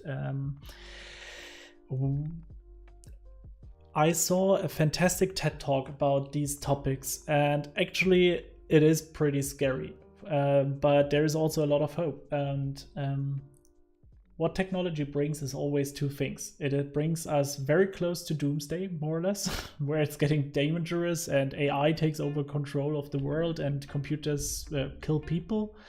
But also on the other side, we are very close to the best possible case, that is, we are probably so close to heaven, like crazy, right? Because technology is like 3 minutes, you get into your Uber, or you are very easily from point A to B, or you get you can buy whatever you want in seconds, and it getting not only directly into your door, you can also get a drop point where you get the stuff. And all that stuff is really crazy, and I know especially the deepfake videos will get to a problem sooner or later. This is like absolutely for sure. I mean, we can have deepfake videos of our presidents or of our, in Germany it's the counselor and so on. So of course this will get to trouble sooner or later, or it could get into trouble sooner or later. But it's hard to say that we should be afraid of the future because of that. It's more we have to challenge these, or we have to find the proper solutions for these challenges. And I think we all are. That's also a reason why I'm telling that not only people who are developing should be in IT and understand how code is working, but also lawyers, human rights activists, people who are working with children should know how a computer works, because I know it from my personal environment that there are parents who give their children a laptop very early, like in 3 or 4 years, or a tablet where they can play with. So it's like every facet of the world needs to know how electronics work, how the computer is working. Maybe not in detail, but they should have at least a knowledge about it. Yeah, so I got also the question the last time if I think that TikTok is some kind of the hate thing that parents hate at the moment. That was the question, because I think in the 80s parents hated the music of them. In the 90s they had, I don't know, they had problems with their behavior and genes and so on. And today it's maybe TikTok, and I needed to find some good answers because I don't know. Yeah, it's difficult. What ID do I prefer? Vim. No, I work at the moment with IntelliJ, and I'm a very big fan of the JetBrains products. But I also work with Visual Studio Code from time to time, especially for smaller things. And what was the other thing? Yeah, Vim Neo is, I think, the newest, hottest shit for everything. Vim Neo is the name, I guess. No, not Vim Neo, the other one, Neo Vim. This guy. So it's like it can do anything, and it's totally beautiful, and it can do everything. And yeah, so there are some opportunities at the moment, but I think this is at the moment the hottest shit. So if you want to work with the newest stuff that nobody knows, then try this one. All right, so status code 200, status code for free. How can we work on that? Get our header.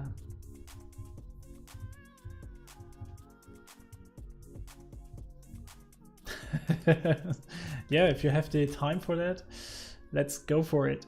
Actually, I thought about to create like an ethics channel, so computer science and ethics or something. That would be maybe amazing. Or also because in Germany we have a very bad system for informatics for the school systems.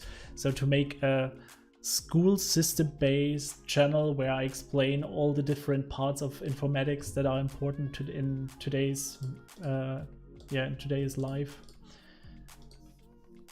Or on the other side, you could also use it for elderlies, because I think a lot of people who are in the older age want to know how computers are working. So I think a channel for that would be also amazing, I think.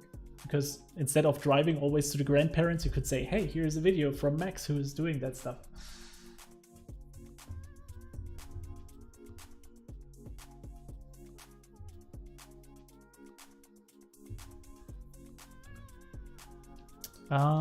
You mean here? I cannot tell you, it's too small to read.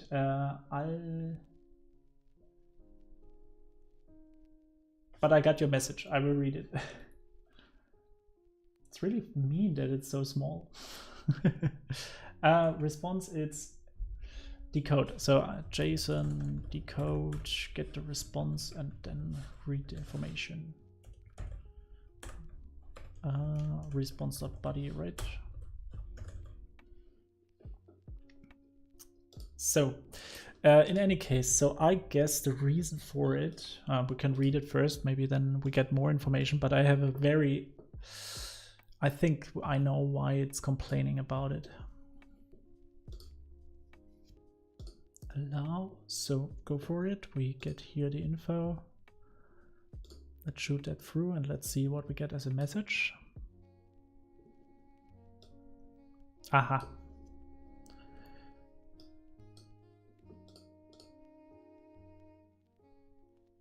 Violates this restriction. Reason forbidden. Huh, interesting. So it is exactly what I thought. That's a good thing. The governments will find a way. Yeah, I guess this is also true, right? At the end, until we get some problems with AI, probably, I think I saw also a very interesting video about the technocracy of China against our society, how we know it in US or German or something like that. So because in China, they have so much control over what the people are viewing and so on and so forth. And probably I'm now completely disbanded from China. But they have a lot of control for technologies, right? If you have a smartphone, they have nearly 80% of your knowledge and your data right away. I think that could be the biggest trouble at the end. So Google Developer Console. Let's check out the credentials. Then we have the restrictions on this API key. I guess I use this one. So there's an API restriction and let's add this one. So go back. Let's double check if the IP is there. No. Do I have to say? That's probably the mistake. I should add all the IPs that are mandatory. Fantastic. Good. So with that in mind, we could try that again.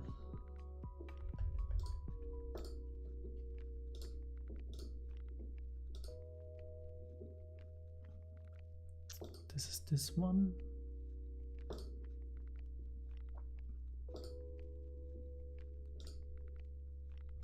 Good. So, but now let's see. Come on, do me a favor and be 200. Look at that. Finally, we got the right redirect. So we JSON decoded. We get our response body, which is now a map with kind, e-tag, and items. In these items, we find finally our stream with the ID, with the snippet. Inside of the snippet, we find published ad, channel ID. Fantastic. And here is the thing that we needed, the thing that we are working how long on it? We work on it since, give me a number. We are at the moment where? Stream settings, viewer activity, I don't know, 2 hours or something?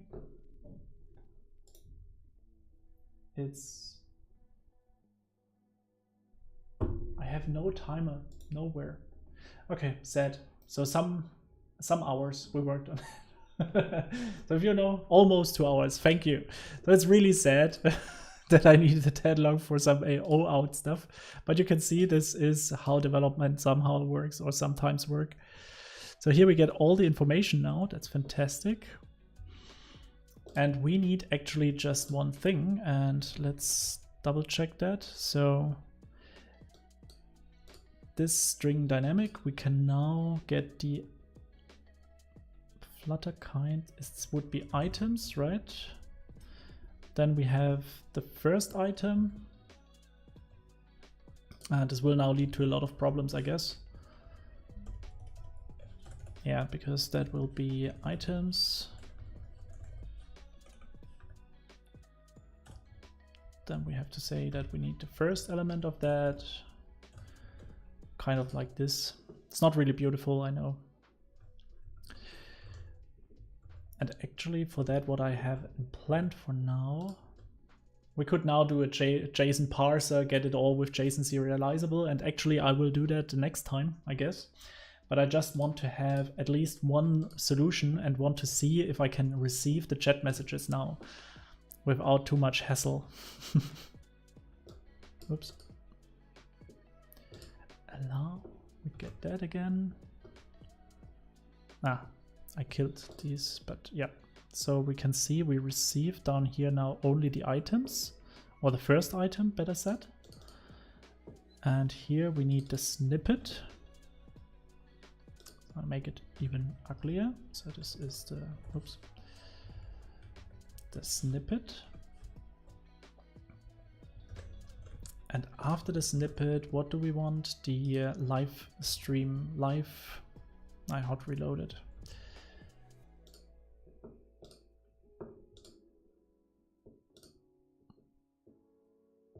By the way, you don't have to do that all over again. I think if you have one sign in, you can also reuse the barrier.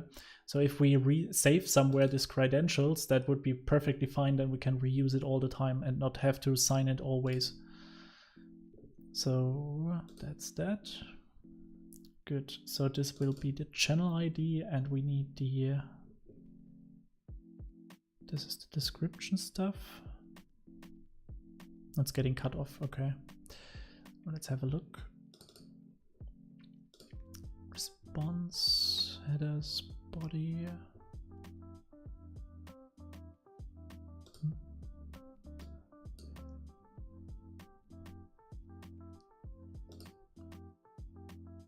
Ah. Oh God. So inside of the snippets, let's have a look into the API, I guess. So YouTube Livestream API. This guy. Let's get the references. Live broadcasts overview.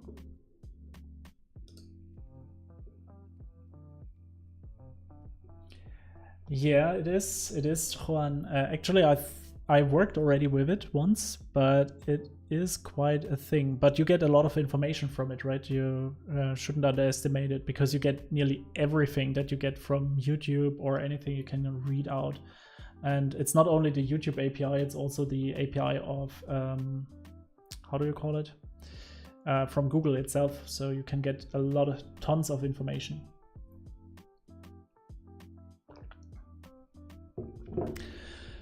Okay, so live broadcast, we get the snippet.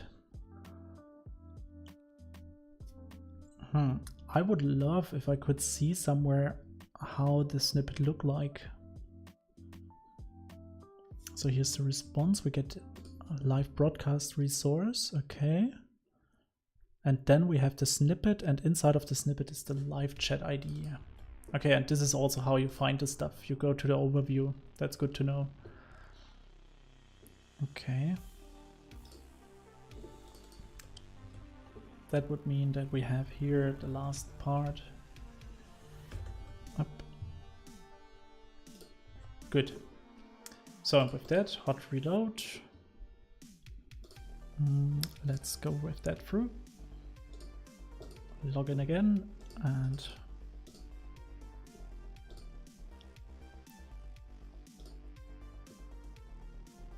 continue, allow. So with that we receive our information, right? And that's that, perfect. So now what we can do is getting this part here and give it an own variable, which we call the live chat ID. And now we make the next response, more or less.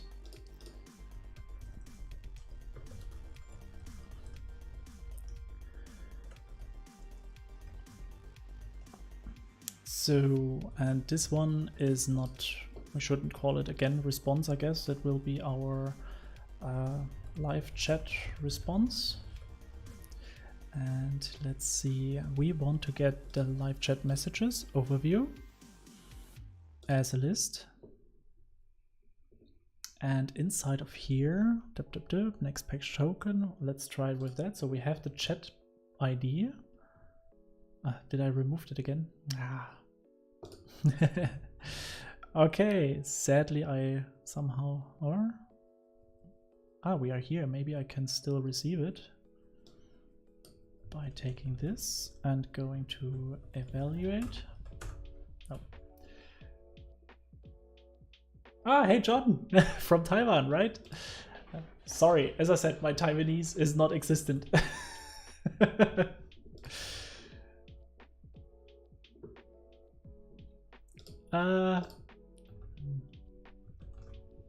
John is one of them, someone who has asked some questions in YouTube comments, and I tried to answer them. And it was quite funny, as you can imagine, because he's from Taiwan and he asked some questions in simple Chinese, and I used Google Translate to answer him as good as I was able to. But I think it was okay-ish. I think he sent me somewhere a message that he understood and it worked. Hi, Bo. Oh, I am very well, Suraj. How are you at this beautiful Monday?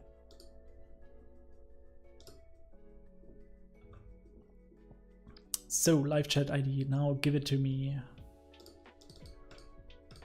So, copy value, fantastic. Let's go to our, not you. Did I close it again? Oh, what is wrong with me? Here we go. So live chat ID, and we have the part, and the part is ID, snippet, and author details. ID, snippet, and author details. Anything else? I couldn't care less. So let's see if we get some infos. Thank you.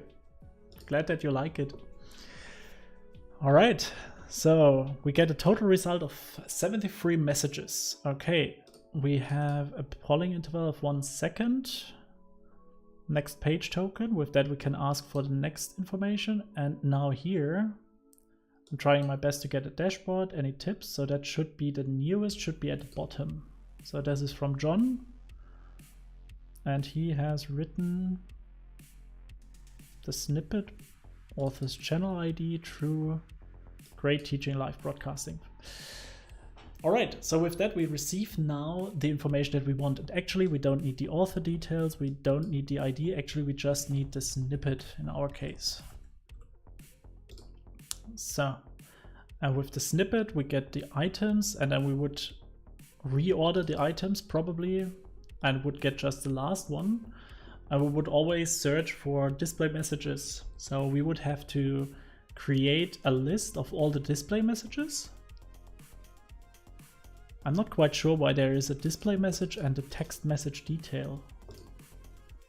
So how can we identify that? We go to overview again, and here we have the display message and text message detail. Display message contains a string that is displayed to user. This field is not responsive if the message type is chat ended event or tombstone. Okay, so most likely this is what I need and what I'm searching for. I'm so excited. I am absolutely thrilled. I have vacation on the Wednesday and I have vacation on Thursday, so I have exactly more than enough time for the Flutter Engage.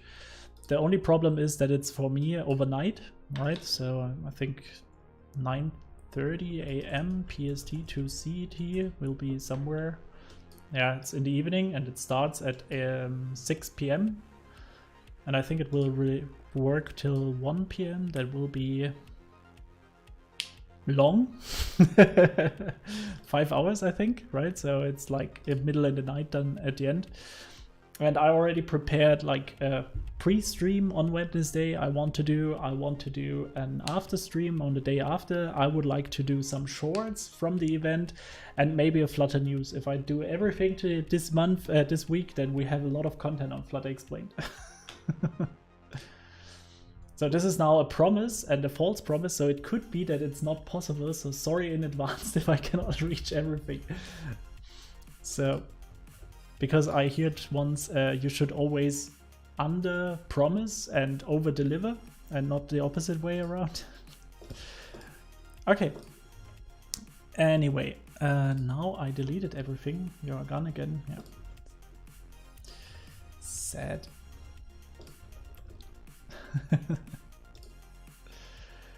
So is it possible to just get the message?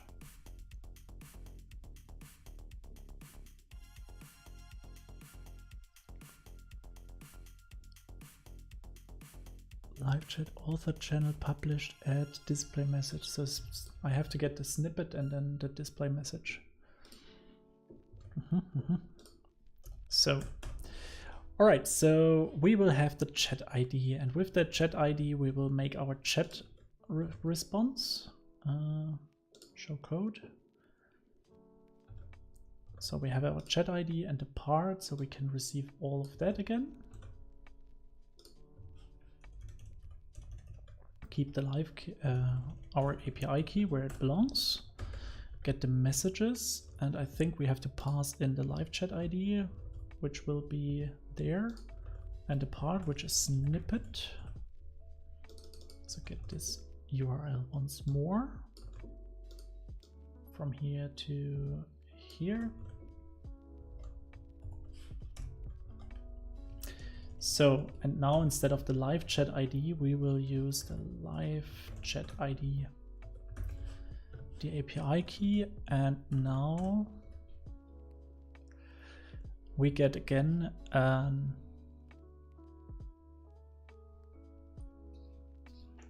good question, Joanne. It's a polling system. So in that case, I introduced it at the beginning. There will be a polling interval millis. So what you can do is make a poll. So every 1 second or so, you can ask again for more information. Yeah, so you would have to create an interval on the Dart side and would say something like, okay, every second we check again for it, or every 30 seconds. Because I think we won't do it too much, because as you know, maybe these Livestream APIs or Google APIs have a quota. So that's why you see these fancy statistics here everywhere, because for every request you will have a quota, and I think the quota is at 1,000 requests or 10,000 requests.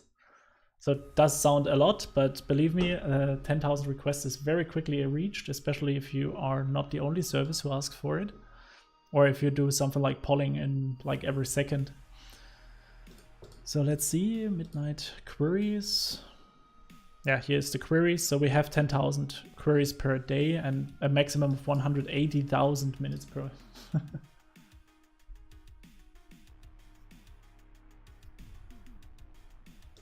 That's quite few, that's true, yeah.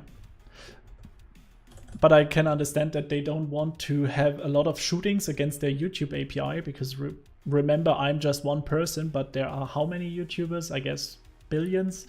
And every YouTuber would now try to access this live chat response every second. That would be a pretty bad DDoS attack.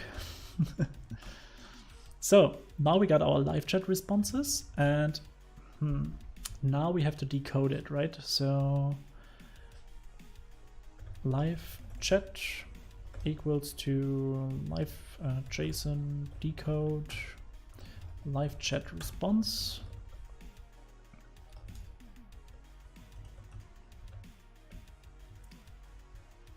Dot body, and this only if the live chat response dot the status code is 200. So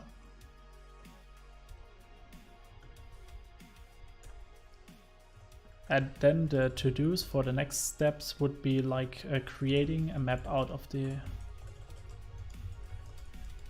messages.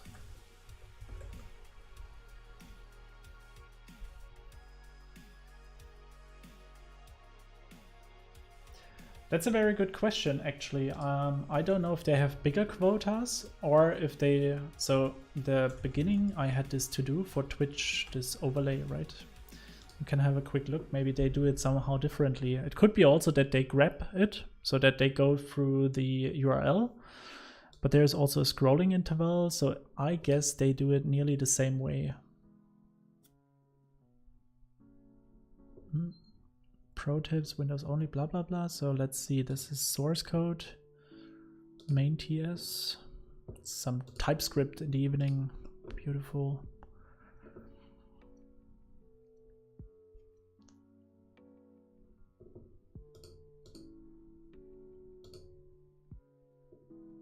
task list? Oh, Svelte this.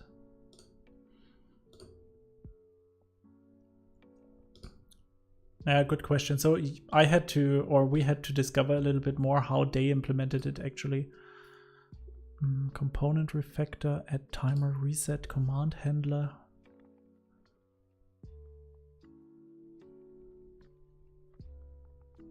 It's also possible that they don't go through an API, that they go through the website, and I'm being like with this pop-out screen of the chat. Then you could also navigate to that URL and make a, how do you call it, HTML grabber, and then always if something updates, you just take it. I guess that would be a little bit illegal, I guess. But if you are just one user, yeah, it would be a possibility. I don't know if it's the beautiful way, but it would be an option. Okay, so the idea would be if we have this live chat here, now we could get the information, right? So that would be a snippet. And from there we want, oh no, I think we have to get first the first element from it, right? Because it's a list. It's again a string dynamic list.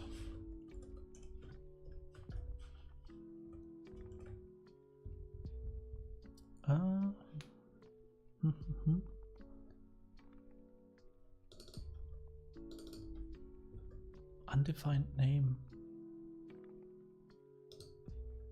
Of course.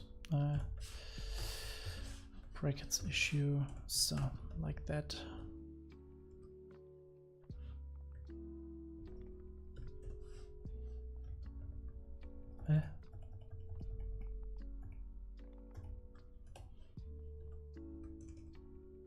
So you get this and that. Better. Okay, and if we have these snippets, then we could do better. We would like to make a for chat in live chat.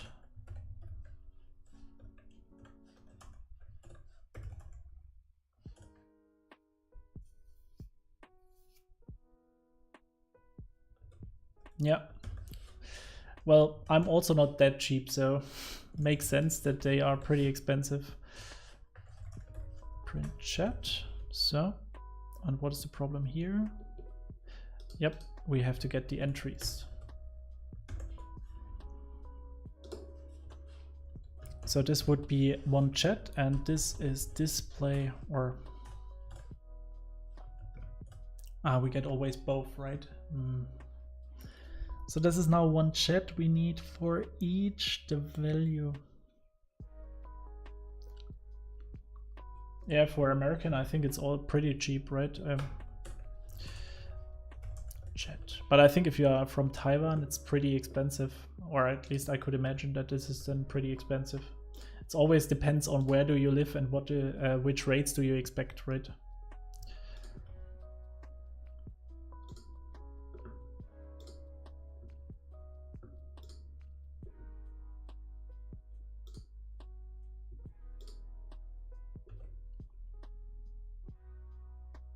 So we get now all the map entries, kind, YouTube, live chat, we get the E tag, polling, items.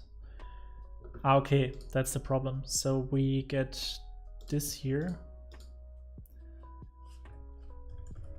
And the first, what I can do is getting the items here.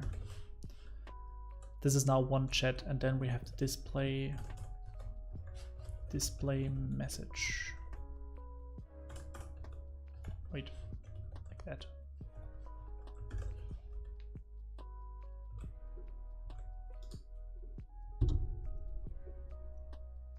Yeah, right. I actually I thought the same thing. I should really improve that somehow. I do it all the time. Maybe what I could do is something like if you know what, I do it. I thought I would be finished before that, but now let's do it. So we have currently a state with full widget here. What we could do is having a credential.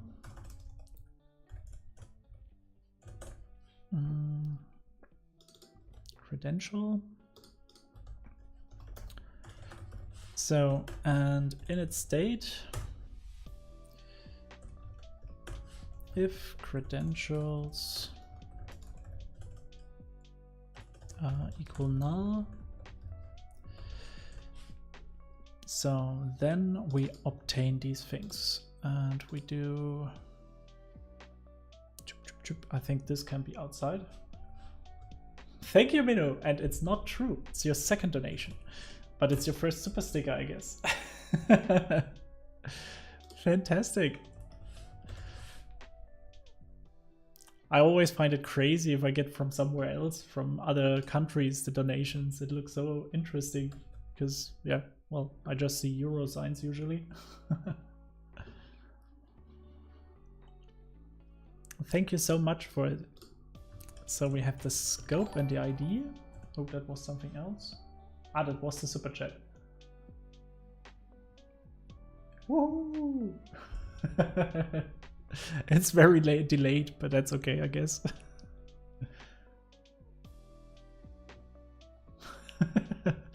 So, Mino, you get a lot of information now. Promoted everywhere. And as always, you confused me and I have to restart. So, ID, list, scope, we are here, elevated button, you can do that. Now, where have we been? In the init state. We get the ID, we get the scopes, then we have to get this part here. And instead of doing this, I'm taking that over. Yeah, fantastic. So we get that, we await here, and I know it's not possible. So what we will do is calling creating initialize credentials. So this is a method. This returns a future of, does it actually create a future? Wait for it. We return here credentials.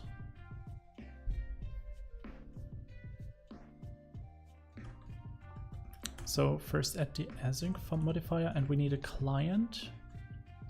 Where do we get the client from? It's the HTTP client up here.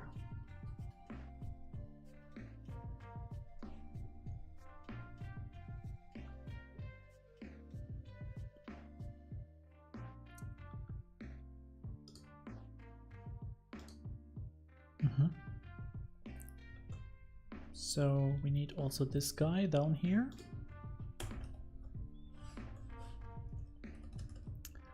And if we receive them, because we await now, we can say credentials equal that. Good. If I now search for it, we should get rid of this stuff here. Prompt, then sync. Fair enough. And I think we have...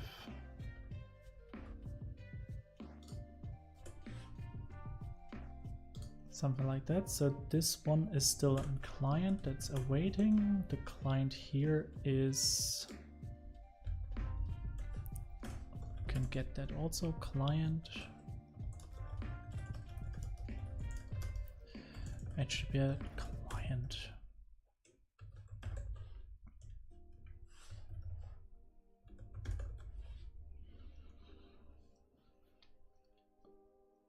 Okay, that could work. I don't promise anything, but it could work. So let's see. We have the problems. Okay, which problems? Project errors.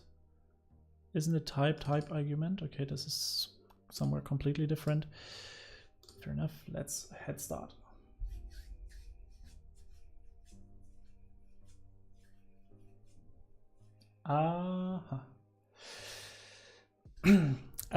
Quite easy. A method lives always inside of a class. So this here is a function because it doesn't live in a class, it's somewhere in the whole namespace. Also the main function is a function, but the build is a method because it lives inside of a class. So it's a participant of a specific class. So method lives inside of classes, functions lives inside of everything.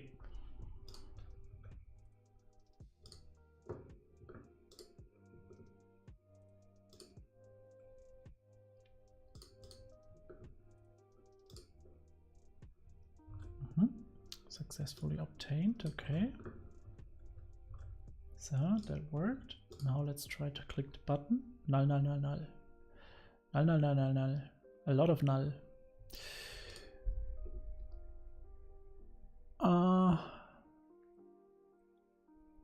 Okay.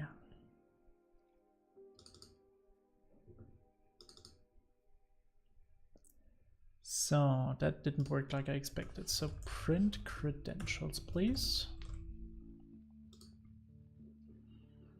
I get the credentials.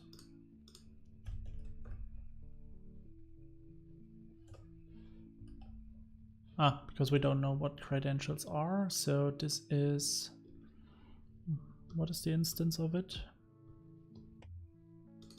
Access credentials. So I think I know the problem here. So here we can get the access token .data just to redefine it. So we get the correct information for this, but somehow our client does not work correctly. At least this is what I think. Have you checked Logger package? I did not yet, to be honest. But I didn't have to have so much extensive logging yet, so I think it would make sense to include that.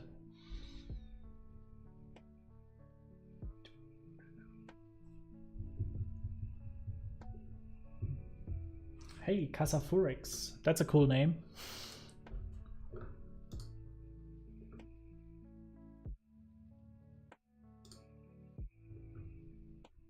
Love back from Germany. So let's see, login. Aha, here we go.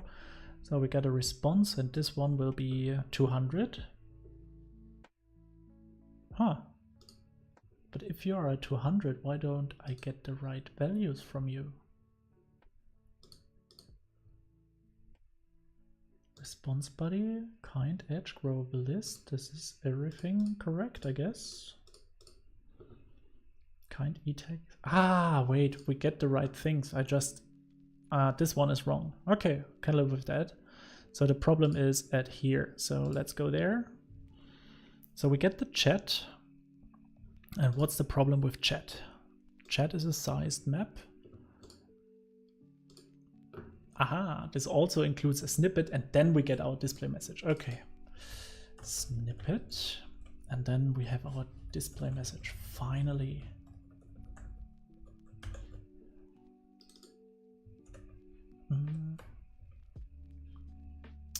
I have to double check that. I guess this will not work.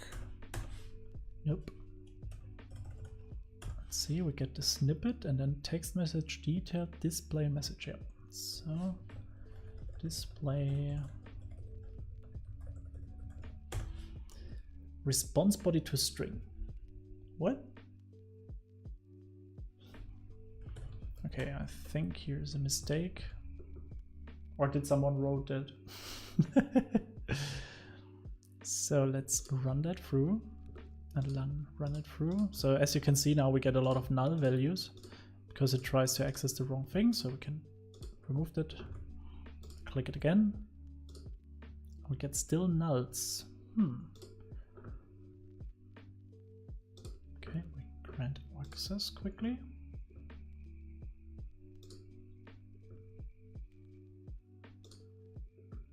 Sorry, John, it's very hard to use Google Translate during the stream. So. But thank you, Minu, for trying. Hope it works. So, that, login.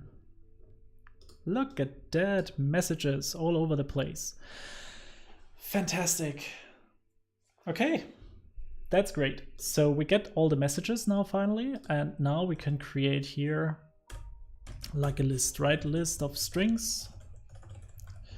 where we receive like chat messages or latest chat messages and have a list. And then we can just say that is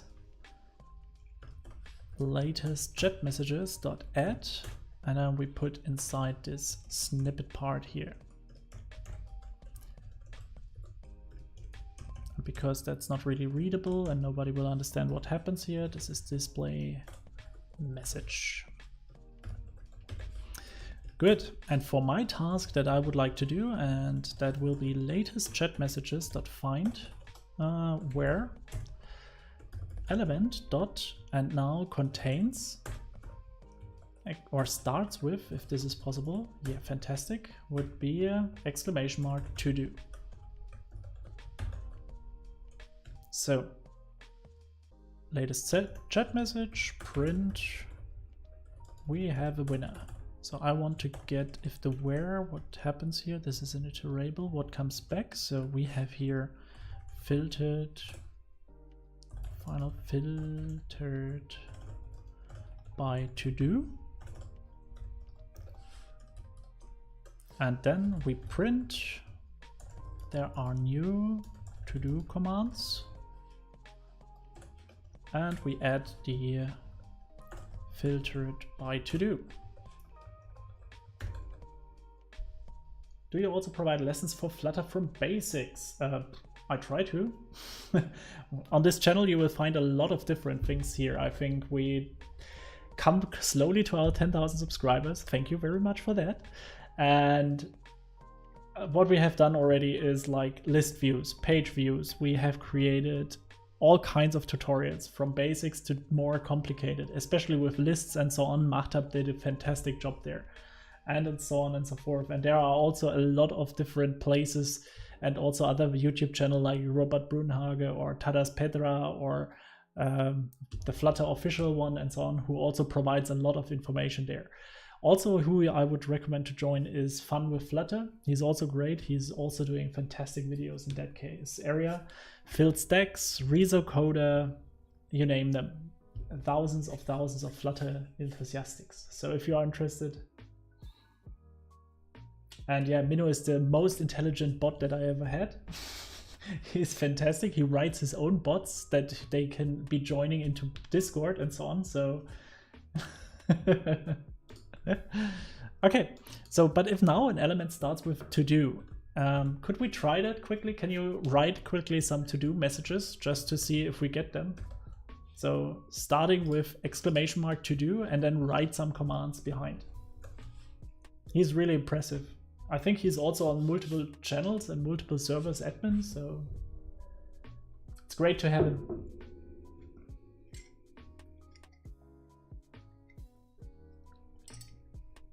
Ah, cold coffee makes my day. Oh yeah, LFC, forgot about them. Learn Flutter clean? No, learn Flutter code. So, hey Deepak, nice to see you. So I have to chat quickly. Hello world. And then we will have to take a look into this.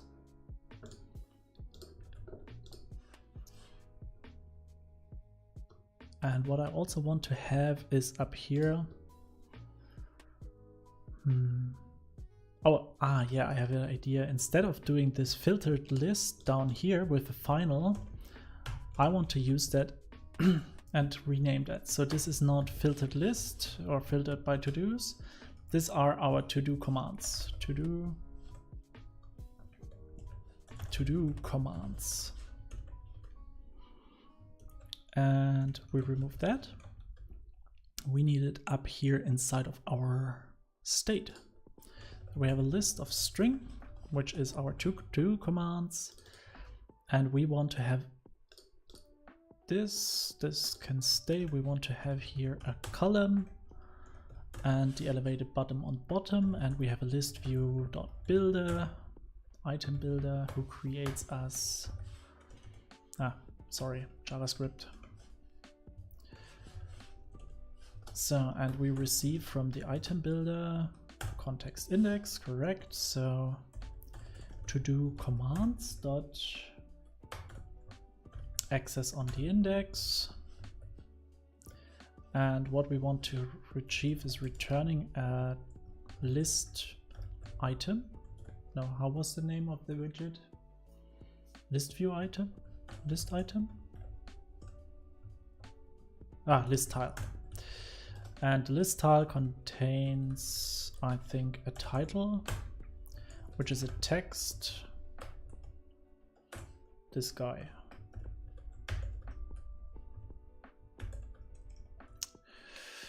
Good. So, and the item builder and the item count is the to-do commands dot length.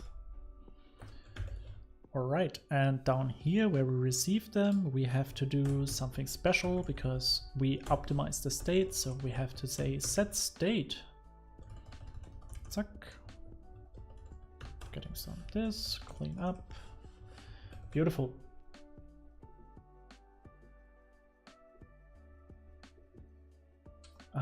And World of Tank chat moderator or chat program use sometime. Just ban them. Okay, so we have the chat messages. This is that. We are very well, Deepak. It's a fantastic stream so far. So was really proud to have you all here. The getter length was called on null. That's true because this list here is not allowed to be empty, of course.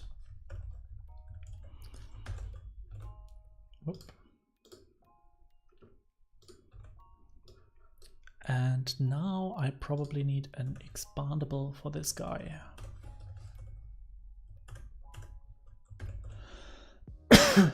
Or I think a fitted box would be better. Expandable, and the alternative was size box. Don't like that. Yeah, make an expandable, who cares?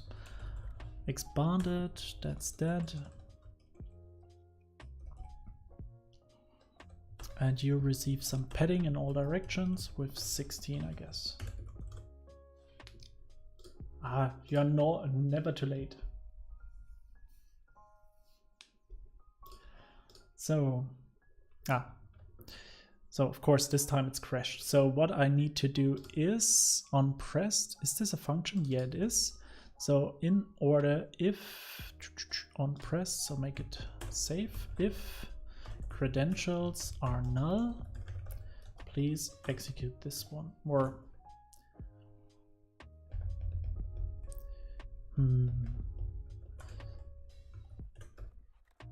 no, I think we have a scaffold here, but do we have build? No, we don't have. Just return for now. If it's so login to Google, it's complaining that we don't have it, so restart. Getting to the authentication, we go here, get this one.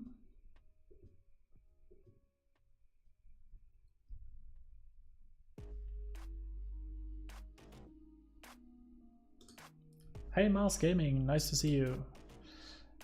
Python is a China language for me, I'm a noob. Well, yeah, I think Python is like training part because you have no brackets. Does the lines in the code hierarchy again? Roman, the lines in the code hierarchy. This guy here? Lines in the code hierarchy. Sorry, Roman, can you maybe reevaluate? I'm not quite sure what you mean.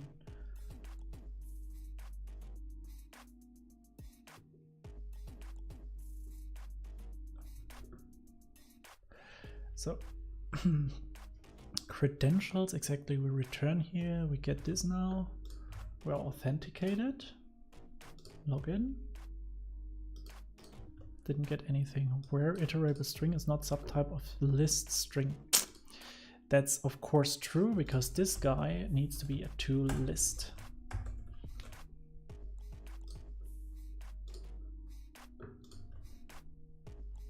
there are new to-do commands. Okay, we received that. And we receive our info. Perfect.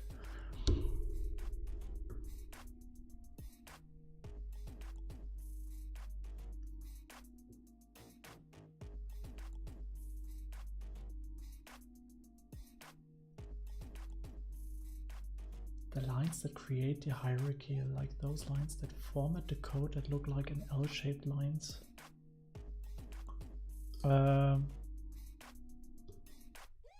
So you mean, is it in the IDE or? Sorry, Roman.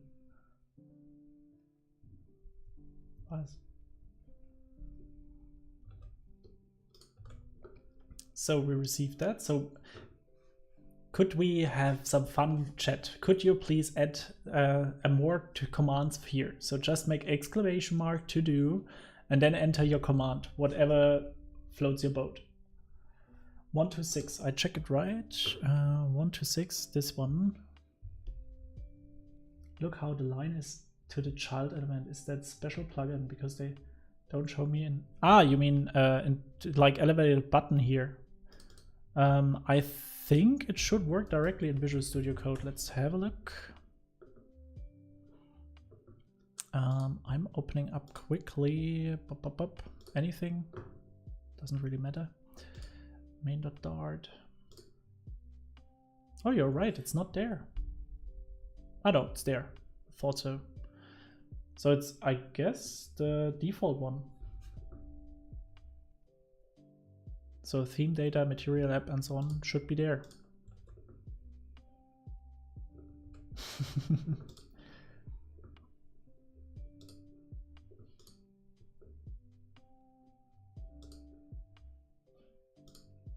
Perfect, the first to do inside of our code.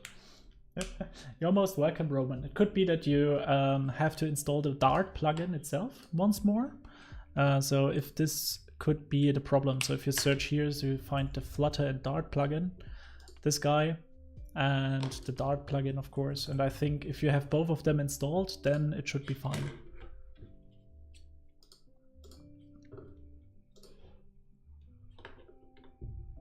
Thank you, Roman. It's a pleasure.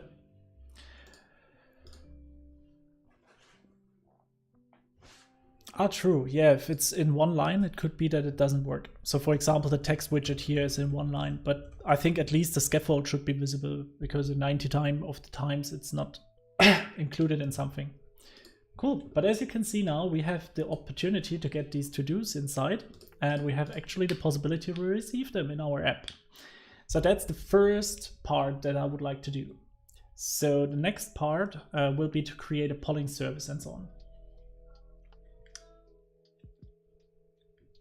That's correct. We wouldn't need the to-do part, so we would remove that probably. So instead of adding everything to the list, that's the to-dos command, latest chat. At the moment, we just take the whole message. But what we could do is removing some stuff of it. So we could go to the to-do commands and then for final command in to-do commands. And then we could say something like command dot, no, let's do it differently. I don't like this approach. To do commands dot map. We receive a string, which is our command. And what we want to return is command dot substring, because we know that exclamation mark to do is exactly 1, 2, 3, 4, 5 strings long. So we start at 0 and we end at 5. Substring is, I think, not correct. Substring starts from 5 till the end, so it is like command.length. Up. So I think that should do the trick. So, oh, didn't work yet. To-dos. Does the map return an iterable? Yep. So what we have to do is say to do to list. And I think because what I'm doing, this is a map. We can have this part, of course, here inside and say map we receive our element, and then we return element.substring from 5 to element.length. Now get rid of all that stuff, and we are done. Aha, here we go. Usually I live stream every Monday. That's my plan at the moment, because I have Mondays my free day from the project, so I'm live streaming. But this week will be also on Wednesday, probably on Thursday. At least this is my plan for now. And usually I try to get somehow 2 streams a week. Last week was a bit special. There were a little bit of a problem, and I was also a bit nervous, to be honest, because as you see, our live streams are getting now a little bit crowded, or more people are joining, and it's crazy. The first time I was here, my heart was beating like crazy, and next week I couldn't start anymore. So crazy, really. Yeah. And so I think that's the tutorial for today. We made it possible to access the YouTube data API via live stream. We received our first to-dos here inside. The next topic will be how we can create out of that somehow a possibility to add that on top of me on OBS, so that you don't see that ugly open points to-do program. So we will have then, instead of this text message up here, we will have something more convenient, I would say. So that is my goal, and I really hope that we will make that further. I really enjoyed the work with you. Thank you so much for joining today. It was a fantastic stream, and with this fantastic music, I say just have a great week. And if you are really generous today, feel free to hit that membership button down there and join our membership here, and also our Discord channel, and just join wherever you can if you want to follow. So I love live streams with the fantastic blue heart. Yeah, so all right, that's it for today. Thank you so much for joining. Bye.